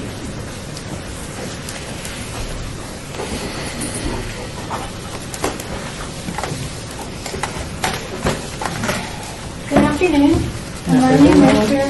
I'm the Executive Director of the Shade Tree Shelter for Women, Children, and their Pets. And the proposal before you today is to cover the cost of making sure that the women and children have nutritious food and snacks to eat while they're in shelter. Each year, we anticipate that we'll serve approximately 3,500 women and children, although we far surpassed that in the last 12 months, serving more than 5,000, and in the last fiscal year, more than 4,000. But this proposal would cover 2,475 women and 825 children. Each day we serve approximately 700 meals and 40 snacks. And the snacks are primarily served in the after-school hours, so when the school bus pulls up and the children get off the bus, we get them into the Children's Center and make sure that they have enough to eat while they're waiting for dinner to be served. Then they can do their homework, and we can hear about their day, and they can work with their mom and realize that they're safe and everything is fine, just like it was when they left for school in the morning. The Children's Activity Center is the primary way that we give the children back their childhood. And so while we're talking about nutrition, we actually do so much more in that little space for more than 100 children a day, ranging in age from 1 day old all the way up to kids that are having their 18th birthday. And everyone is eligible for the services. It doesn't matter why they're there, if they're fleeing domestic violence, or they came in because of the economy, or they came in because of human trafficking. If they don't have the means to have their own home and their own meals, then they're eligible as a homeless person to stay at the Shade Tree. Whether our short-term program of 90 days or our longer-term program that helps them get stabilized, all of those women and children eat with us each day. We start serving breakfast at 6 o'clock in the morning so the high school kids can eat before they go to school, and continue all the way up through 7 o'clock at night, where the women that are coming in just for our winter shelter program can come in. The request is for $45,000, and in the proposal it asks, what does that come out to per client? Well, that comes out to $1,050 per client, but that's actually $2.50 per day. So that's assuming that they stay for an entire year. And we were able to leverage a lot of our other funds in order to provide these services. So we own the building. Thankfully, we don't have to pay rent. We do pay our utilities and other expenses. We don't charge our clients for the services. We don't charge them for the meals. We don't charge them per night for the shelter. Our goal is for them to save every single penny so that they can move back out into our community and start back living independently and self-sufficiently as quickly as possible. We have the budget in here for the salaries for the cook. The cooks provide nutritious meals based on menus that have been approved by the state. So we're not talking about soup, we're not talking about bread, we're talking about a full meal, breakfast, lunch, dinner, and snacks, including milk. And that's our pregnant and breastfeeding moms, our infants get the right formula, toddlers getting the right infant and children's food, all the way up with portion sizes being appropriate. And we want to make sure that they're eating a well-balanced meal and not something that's going to lead to decreased health for them. So that's the nutrition program at the Shade Tree. Last year we served over 130,000 meals to the 3,500 plus women and children that reside with us. And at this time I'm happy to answer any questions. Member Hartley. Member Hartley, how many women can you have? How many people can you have living with you at any one time? Per day, we have the capacity to have 364 women and children, and we have bassinets and cribs, and so that can fluctuate to, we've had 127 children at one time, a couple of months ago, and then the balance being women. And then are you at capacity now? Yes. Okay. We have cots out. Member Guerrero. Member Guerrero, thank you. You've also partnered with Catholic Charities. That's I right. believe, food. Can you Yes. talk about Absolutely. that food program? Yes. So 5 days a week, Catholic Charities delivers about, it starts at about 40 servings of food at the beginning of the month, and then it goes up to over 100, 140. It caps out at the end of the month because our census can go up. And so 1 meal a day, we're able to use that prepared pans of food, and that's what the women eat. And so for the breakfast and lunch, we're cooking all of the food for that, and then for dinner, the Catholic Charities assistance is helping us offset that. Likewise, the St. Therese Center brings us bread that they are rescuing from the bakeries, and so that really helps us keep our costs down as well. Thank you. Member Pappas. Member Pappas. Not a question, just a comment. I'm an animal lover, and I'm really glad to hear that. Last year, I think, was the first year that you were able to accommodate pets. 5 years. 5 years. now. Last year's the first year I heard about it. Oh. And you had said that, and you said that the recidivism rate goes down to like 1% if they can take their pets with them. That's right. That's just amazing. Well, thank you. And so for the 5 years that Noah's Animal House has been open, that 1% return to abuser rate continues. And then the newest statistic that has emerged is the women that are in need of substance abuse counseling, of which there's a percentage of our homeless population that do need those services. The ones that are bringing a pet in, we're seeing a great big increase in their success rates too. So we keep the pet in our foster program while they go to a residential program, and then they come back to us and they finish our program too. And so we've been able to see some really incredible, unexpected successes. We just wanted them to come in, but now not only did they come in, but they stayed and they got better. That's wonderful. Thank you. Thank you. Any member have a question for Shade Tree? Staff, how much time do we have left, ma'am? 4 minutes. 4 minutes. Oh, wow. Yeah, 4 minutes. Well, then let me talk a little bit about the Children's Activity Center component. And we call the Shade Tree a shelter, but the truth is that it's a building called a shelter that offers incredible programs that help people get started all over, whether they're there because of domestic violence, Those children have witnessed things that no child should see. No one should see that happen to their mom or their dad or their grandmother or their aunt. Whoever's in the house, that violence is occurring day in and day out, and the fear that they experience, that never goes away, and it impacts the way that they look at their life and their future. And so the Children's Activity Center, while we use snacks as the reason that we want them to come in after school, we also have a music program, an art program. If they do their homework, they can play Wii, and so we have Wii competitions going on.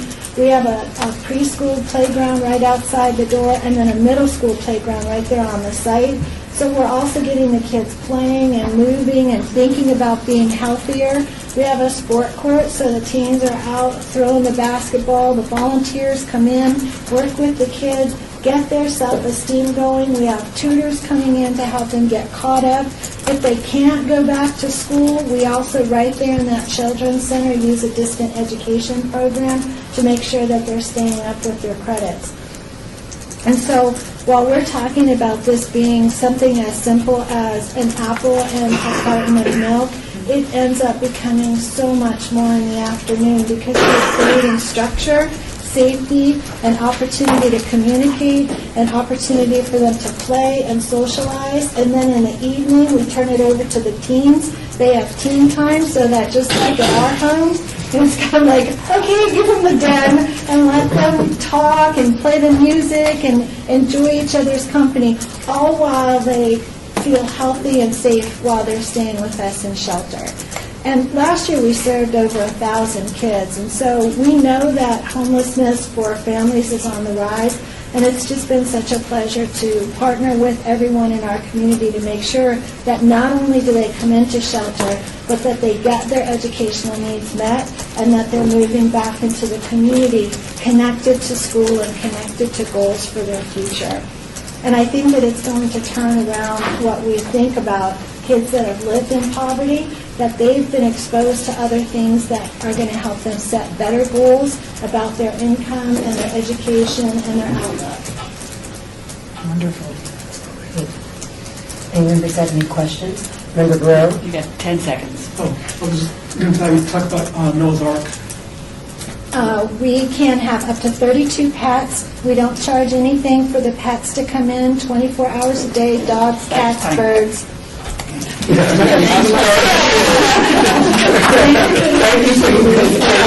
Members, please make your notes at this time. Thank you so much.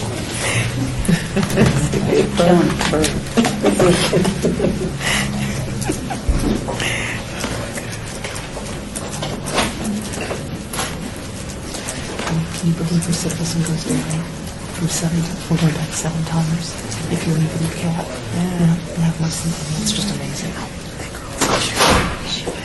Oh, yeah? She was in cheerleading with you? She can't.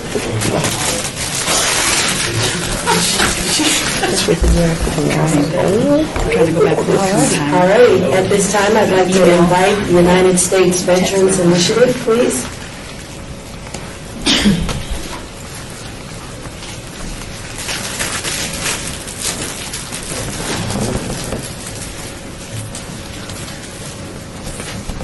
Pull up another chair to the big table. I hope you don't mind. No, please do.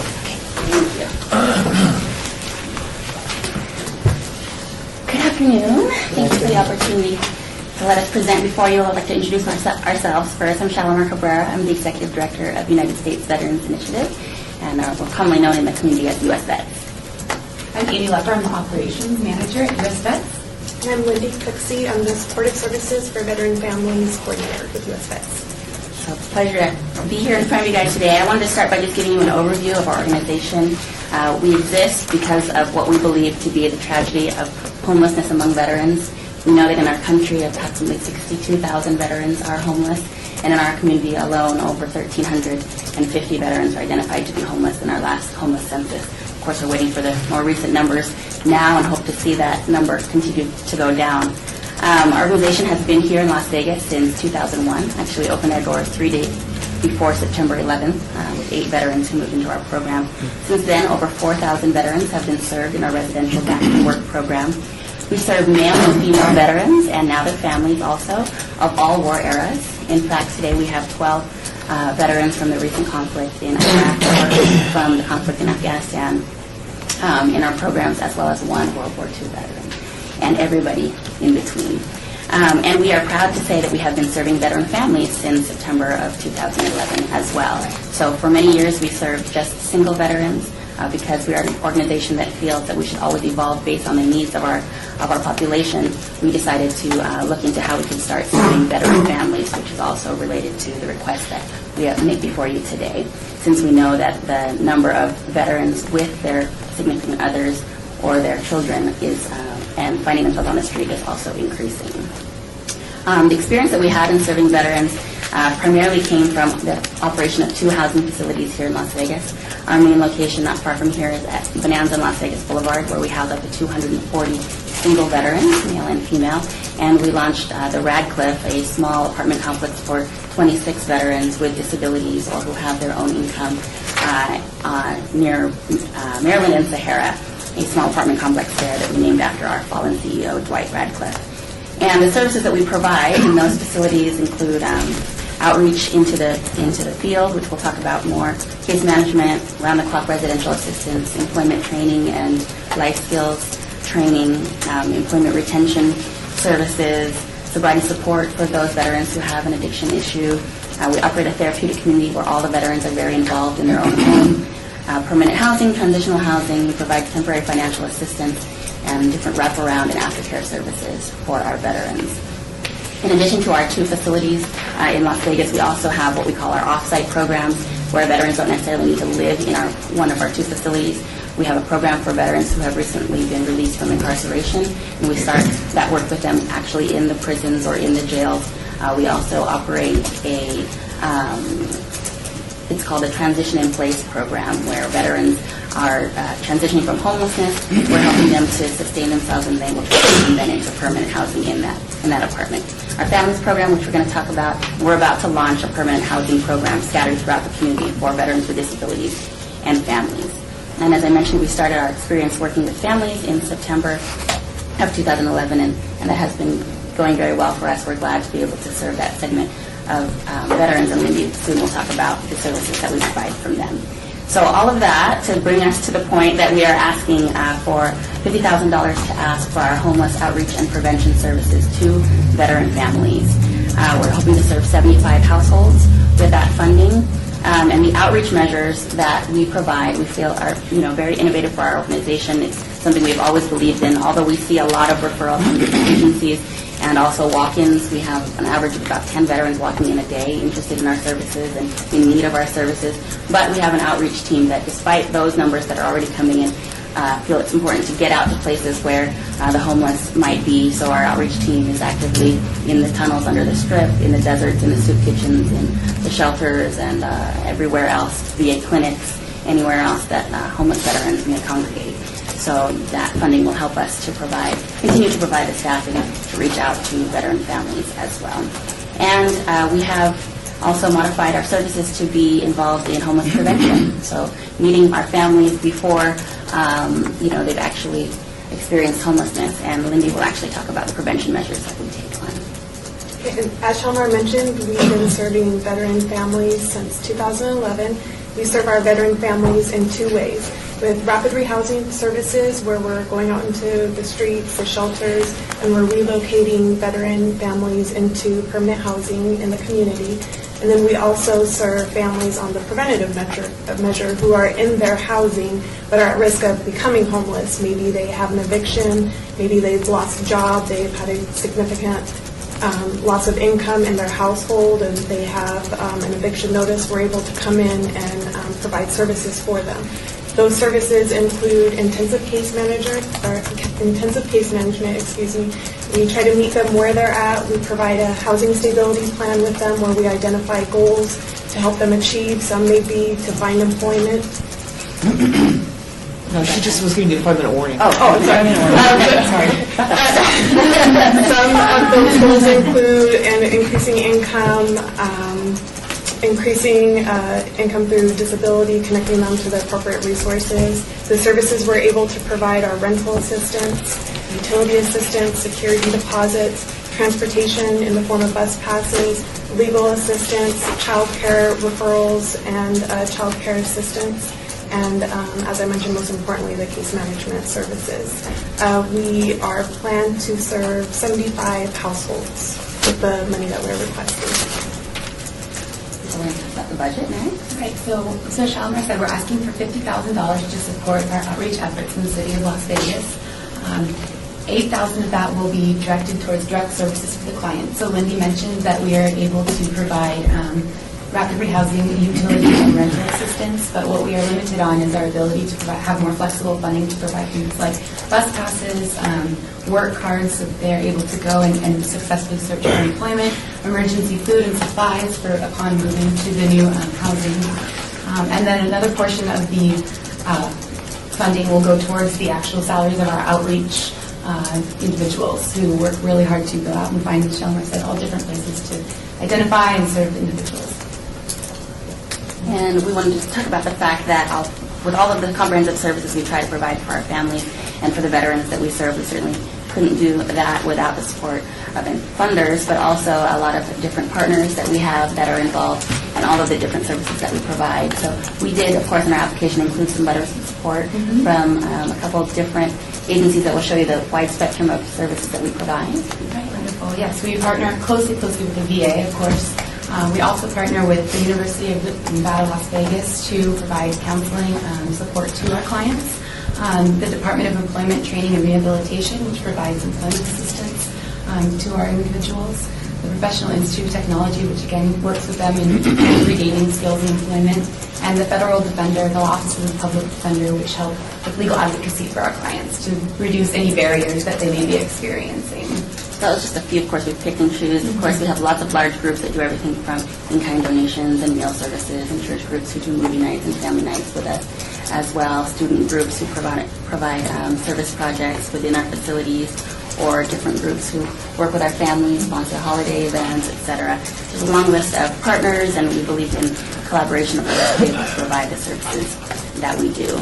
And in doing that, actually, I would like to share, to wrap up, some recent accomplishments. So we talked about our outreach team that goes into the field. Last year alone, our team met with 1,198 unduplicated veterans in the field, 80% of whom we were able to track to actually accept the referral that our outreach team made. 306 of those veterans ended up becoming housed in our Back to Work program, just to give you a snapshot of how many come into our facilities. 271 were assessed to need employment development plans, and we enrolled them into our workforce program, and 138 veterans returned to full-time and permanent work just last year. Within their two facilities alone, 268 veterans maintain their residential stability, which is an 88% success rate, meaning that they were not discharged for any negative reasons from our program. And then we're proud to report that over 7 out of every 10 veterans that live in our transitional housing programs move on to permanent housing in the community, into their own housing. And Lindy will actually talk about some successes of our family programs specifically. Sure. So just to paint a picture for you of a family that we recently assisted, we had a family, male veteran, happen to walk into our outreach looking for services for families. They're a household of 10. There's 7 children, a husband, a wife, and a brother, and they were residing in overcrowded housing, so there was actually 20 people in the household that they were residing in, and they had the household, the person on the lease had received an eviction notice because of this. So this specific family had low income due to disability from the service, and they were receiving VA disability. So their barrier was something simple as, we can't afford the security deposit to get into a new place because we're on such a fixed income. So we were able to move them into their own apartment, and through case management, the veteran was able to increase his income with a part-time job, and a big portion of him being able to have that job was receiving the bus passes to get to and from work. Thank you very much. Thank you so much. Hey, neighbors, have a good day. Thank you.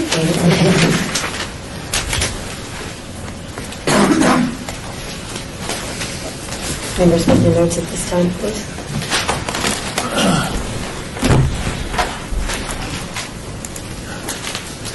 See who's next.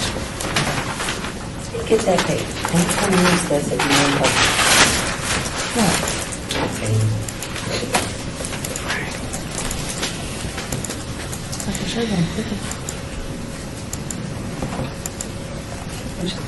As a quick update, I can't get to my cached emails using my phone. I have to go physically up to my office to see what happened to spread the word. I'm not quite sure. I tried texting to see if I could get a hold of someone, but I've been unsuccessful. That's what I did. What were you asking? I click on them to, and it's ready my vote.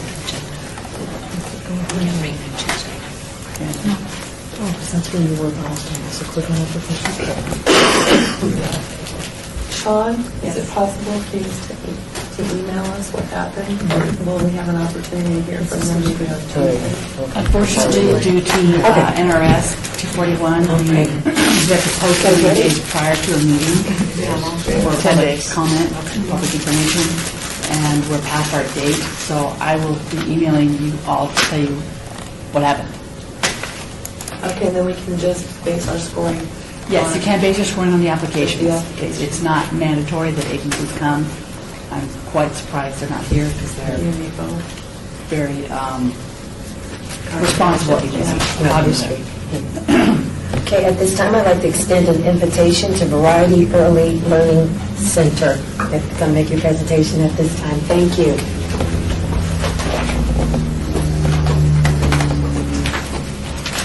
Madam Chair, if I could just ask a question, because I may have to make a disclosure. Is Variety, this is the one on D Street, right? Yes. Okay, I need to make a disclosure. This is board member Powell. I graduated from there like...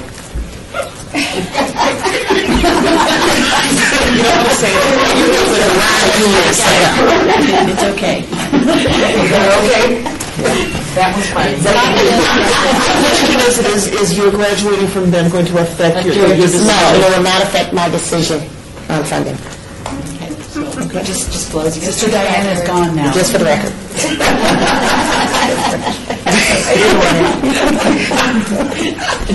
Sister Diana is gone now.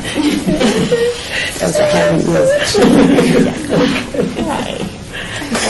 Whenever you're ready, thank you. Hello, I'm Toya Glass. I'm the new Executive Director for Variety Early Learning Center. And this is Anna Hopper, who most of you guys know, has been with us for a long time. She's assistant to the director. I would just like to begin by kind of giving you a brief history about our school and where we came from and where we are today.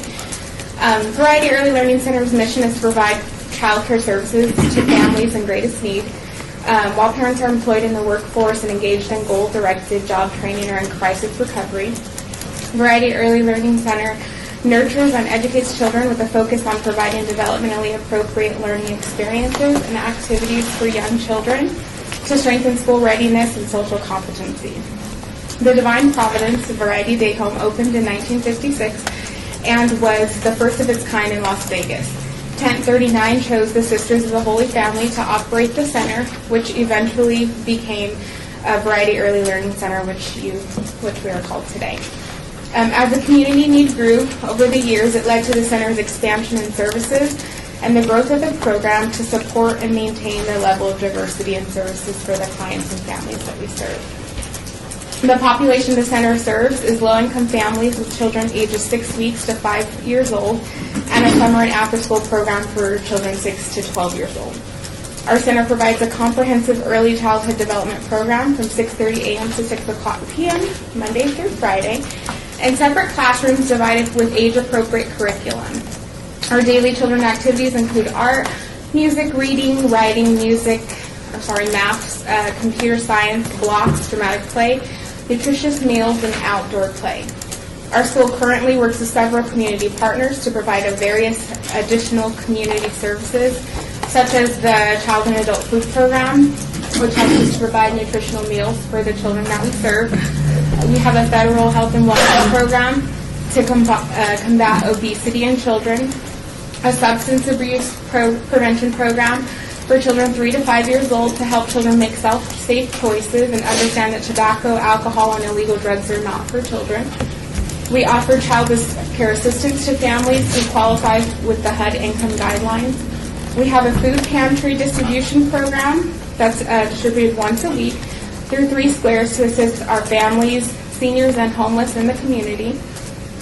We have helped over 11,000 children to succeed in life. Our graduates become teachers, police officers, business leaders, college graduates, and professionals in many fields. We provide and have been there when the families needed us most, and we are proud of all of our accomplishments. The City of Las Vegas has recognized the need to expand our services and have secured a new location which will provide additional space for children in need, which will provide a safer and more secure environment for the children. As Governor Sandoval mentioned in his speech, literacy is the key to long-term success. If children cannot read by the 3rd grade, their chances of graduating high school become remote. He also mentioned that the Clark County School District also brought down the rating of the entire state of Nevada. Early education has a surprisingly enduring benefit that lasts into adulthood. Better jobs, less drug use, and fewer arrests are among the advantages found in studies tracking low-income, at-risk children for up to 25 years. High-quality preschool gives you the biggest bang for your buck. Child care and early education play a critical role in our national economy. Quality child care plus quality early learning settings set students on the road to success and the progression through graduating. President Obama mentioned that investing in child care and preschool programs pays off. For every $1 that we invest in these programs, we save $10 by reducing welfare rolls, fewer health care costs, and less crime. By supporting the need for qualified early childhood programs and providing tuition scholarships, the community is served, allowing low-income, high-risk children living in the surrounded area by poverty access to quality early education programs. That's all I have. Members, do any of you have any questions for Variety Early Learning Center? Member Guerrero, and then Member McCoy. Thank you. Have you guys ever been open on weekends We have never been open on to weekends. cater to families that work the casinos? We haven't been open on weekends. Right now, we don't feel the need for our school to be open on weekends because there are several programs that are 24 hours and 7 days a week. But the utilization of those programs, surprisingly, are not that high. You would think so, being that it's Las Vegas, but there's not very much utilization of them. Thank you. Member McCoy. Thank you. You're welcome. My question for you is question number 8, where it says how many clients successfully participated in the program in the past 3 years. And for the current year, you have 16, but year 2 and year 3, there are 0. Is there a reason why? We did not get funding to the City of Las Vegas in those last previous years. And that's what, as far as her understanding, that's what it meant. She, our grant writer, went through this. That's what she put down on that number 8, you said? Yeah. Because you did receive funding from CDBG. Within the 12 and 13 year, last year or this year that we're still in, that will end on June 30th.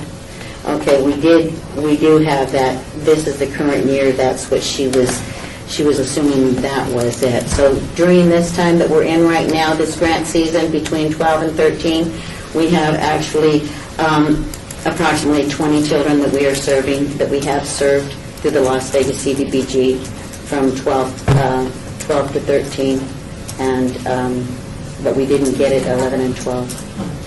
The reason why I just raised the question is because it didn't ask if you received a grant, it just asked you to participate in the program. That she probably just misunderstood that. Last year, we served 132 children was our max capacity. It was over 300 for the year. The previous year was very close. The third year back was less because when the economy shifted, the enrollment dropped severely. Go ahead, Member McCoy. Did you say that you have a new facility, or did you say something about a new facility? We have secured a new facility. The city has leased a building to us, the Lorenzi Park, the museum, the old museum there, and it's being repurposed now. So we are hoping to be there at the end of the year, but it's probably going to be 2014. Thank you.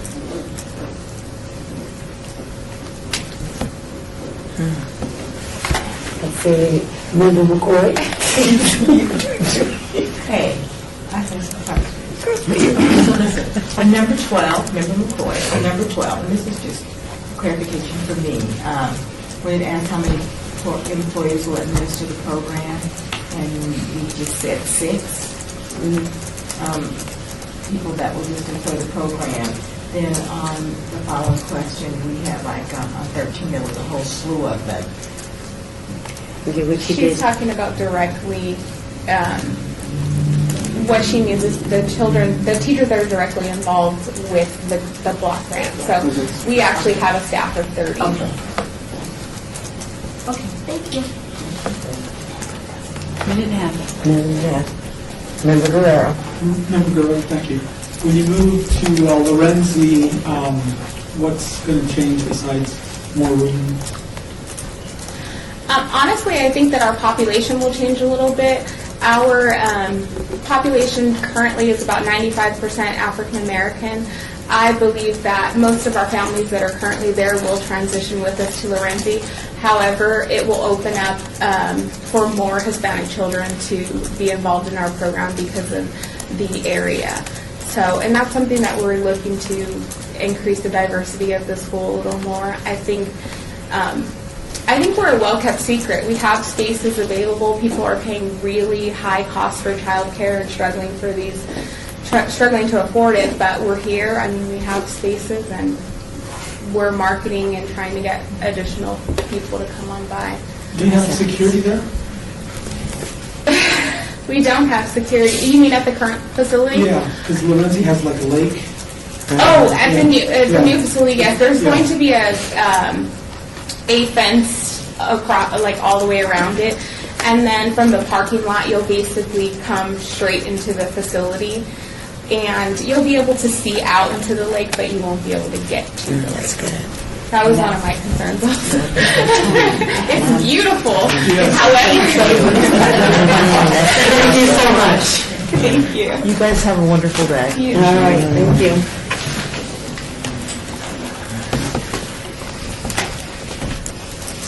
Please make your notes, members.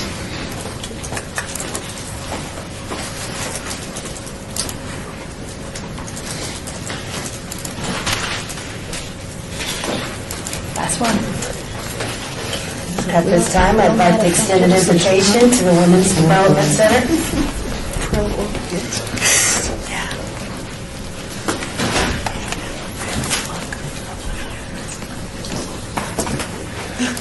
Hello. I see a lot of familiar faces. Please, whenever you're ready. Hi, Tina Prieto. I'm the Executive Director of Women's Development Center, and this is Bridget Clarity. I've been at the agency for 21 of the 23 years that the agency's been open, and Bridget's been there 18 years. So we have a lot of history, as well as a lot of our staff has been there well over 10 years. So that says something nice. Anyway, we fill the gap for affordable housing in everything we do. We have seniors, aides, transitional housing, but we're here today to talk to you about the transitional housing program. And this program provides apartments that are furnished, 1 and 2 bedroom, majority are 2 bedroom. They have the beds, they have all the appliances, they have the sofas, lamps and everything, so they're completely furnished. What they do have too is with the little appliances, the clients that move in, they are allowed to take that. It's from people that maybe you had a set of dishes and you just couldn't look at them anymore, or you only have 3 of the plates instead of 4. So a lot of the community comes together and brings those donations, and those clients are able to take those things with them, the silverware, the dishes, because many are domestic violence, and they flee the situation. So they're put into this because they're put into this apartment, and they don't have to be working. Many people think they have to be working when they come to us. They don't.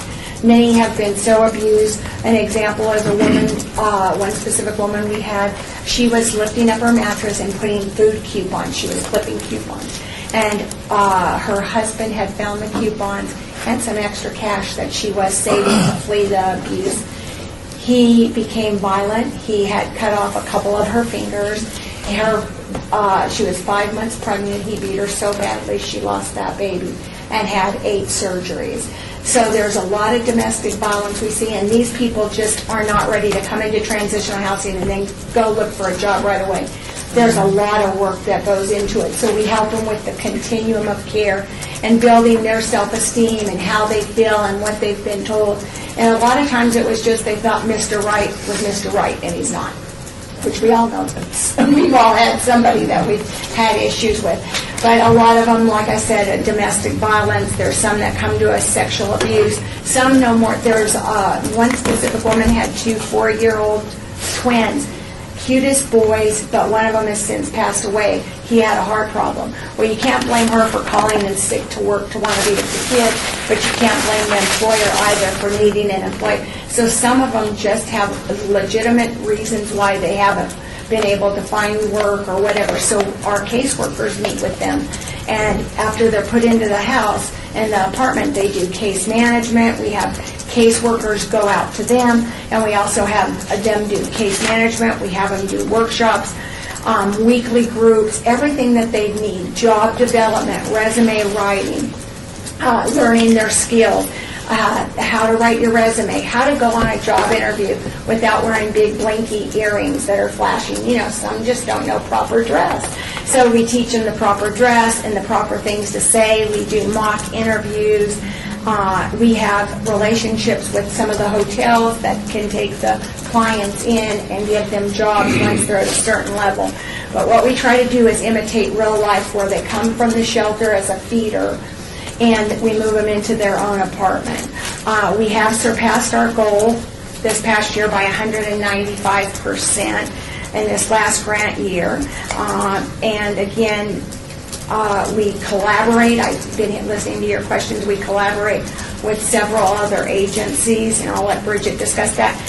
But this past year, we also served 3,800 families. Last year, we're able to be assisted, and that's certainly with your help and your continued support. Now, I'll turn it over to Bridget. Just to address a couple of issues, we have been open for 23 years. This year, we'll be hitting 45,000 people that we have assisted over that period of time that have come through our doors.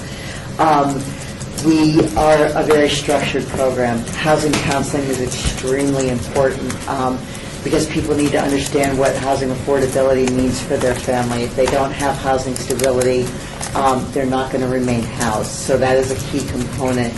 Some of the successes that have recently, we're trying to move women into employment, and it's not just your standard thing. We have one woman who just recently graduated from apprenticeship. She's a welder now and working in one of the local casinos.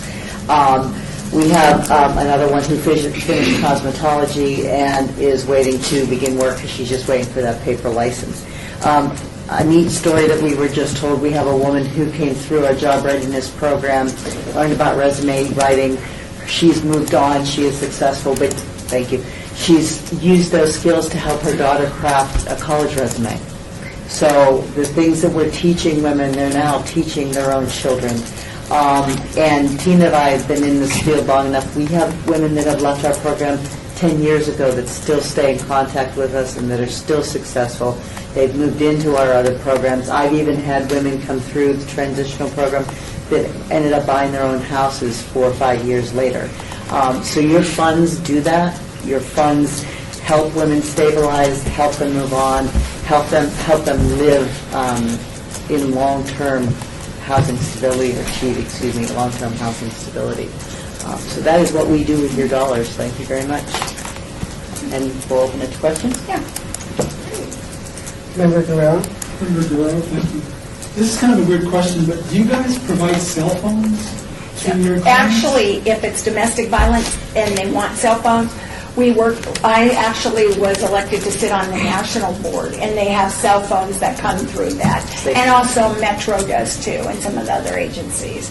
And we also, I wanted to mention, we have a children's workshop. It's sort of psychedelic, and you get in there, and it's like, whoa. But we painted one of the walls green, one blue, one yellow. And it's got all kinds of the little seats and stuff, and I welcome any of you to call me at any time or for you to orchestrate it and take you on tour, because when you see that visual and see the children, because they're like, Mommy, come on, it's workshop night. They get rewarded. If it's a birthday, and whose ever birthday's in February or March, they all get a toy. We make sure they're adopted at Christmas. For years, we never thought, oh, the teacher's asking them to write what they got for Christmas. All the children are adopted, so they can go, hey, I got these cool sneakers.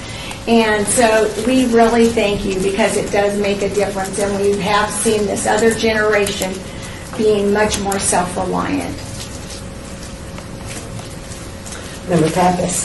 Thank you, Defender Pappas. You mentioned that some of your clients that graduated 10 years ago still keep in touch with you. How long do you track your clients after they leave? Well, we do have a SAPA program that we don't have time to talk about all our programs, but we received it 20 years ago. And still, excuse me, I have sinuses. We all do. Okay, so I'm sorry, I sound like a cartoon character. But anyway, so we have a SAPA program, and we're able to help any of the people that you saw here today in the audience, most of them. They could refer to us, and after they come out of transitional housing, we could pay for their first month's rent, their utilities, a moving van, food, and all those things. So that sort of requires that we track them, but not for that length of time. It's a 6 month, and it used to be for a year for recidivism. But we still know that they're out there. They come in, and they can't do much, but they bring a turkey at Thanksgiving to give to another person. And we do take men. We have a gentleman who has 4 children. His wife was on heroin, and he gave her numerous chances. She was not going to stop. He said, I am not raising my kids in that environment, and he's still with us. But that's in another affordable rental program. So they can come out of transitional housing and go into the affordable rental, and the only thing that's on that as a caveat is they have to meet the income guidelines. So that's more landlord-tenant, but we still, we're social workers have, if it's late charges or $50, I know that's going to buy food for them for a week. What about pets? Families with pets? Pets, we have started letting certain pets, and we've always had to allow service pets. Yeah. Yeah. Thank you. 1 minute. Thank you again, and thank you for being here all this time and what you do for the community. Thank you. Thank you. Thank you so much. It's nice to see you guys year after year. Thank you. Thank you for having us. You're not tired of us? Not yet. Thank you. Okay, members, if you can take your notes at this time. While you're taking these notes, I will move to item 5. Citizens' participation, public comment during this portion of the agenda must be limited to matters within the jurisdiction of the board. No subject may be acted upon by the board unless that subject is on the agenda and is scheduled for action. If you wish to be heard, give your name for the record, the amount of discussion on any single subject, as well as the amount of time any single speaker is allowed may be limited. Hello, Good afternoon. I'm going to try and be brief. I took a lot of notes today. Just wanted to say thank you once again for the opportunity to really want to say thank you for having these meetings through the daytime and the opportunity to have you all come together. This is great. 14 presentations today. My gosh. I just want to say I love the opportunity to learn about our community organizations that we do. Again, I've said it over and over again. We partner so well. We collaborate so well with so many of these entities. So I love the updates. I wrote down my Big Bird and Elmo update. So that was something I walked away with. I still think about the Manny experience that I learned from the Children's Discovery Museum. And now I'm excited to go check out the psychedelic workshop that the women's illness that I talked about. So those are all things that I really look forward to. It's also an opportunity for these meetings to be able to learn about each of you and know about Member Guerrero's dinosaurs as I walk away from and look at this, and Member Powell that graduated from Variety Daycare. So that's something. I thank you so much for the opportunity to be a part of these open meetings. This means so much to all of us at Catholic Charities, and we appreciate the opportunity to be able to join and just be a part of this success. I wish you all well. You've got a lot to do in the next 5 days as you come back together next Tuesday. So thank you all. Have a good day. Can I say something? Devinder Pappas, I'd like to just, we notice for the years that you're here at every presentation, and the partnerships get stronger every year. And a lot of that is because I know that you're here paying attention and you're watching, and you're approaching your partners out there and creating stronger relationships. And we really appreciate that because the money just isn't there. And seeing your dedication and Catholic Charities' dedication, it shows. Thank you. You all continue to come back. It's just my Bible too. Do you provide tours? Absolutely, absolutely. Please come down. Please come take a tour. Spend some time with us. We're open 7 days, 24 hours a day. So The front entrance? I'll give you my card. Come on down. Thank you. Thank you. Sean Bolster, staff, real quick before you adjourn. All the agencies that have applied have extended that same invitation. You're more than welcome to call them, set appointments up, go view their program, just make sure you tell them who you are from the get-go. Right, you want to identify so that you're not looking like you're doing something covert. Exactly. And with that, this is Chairman Miller. I'd like to adjourn this meeting at this time. Thank you for your time and service, ladies and gentlemen. Yeehaw.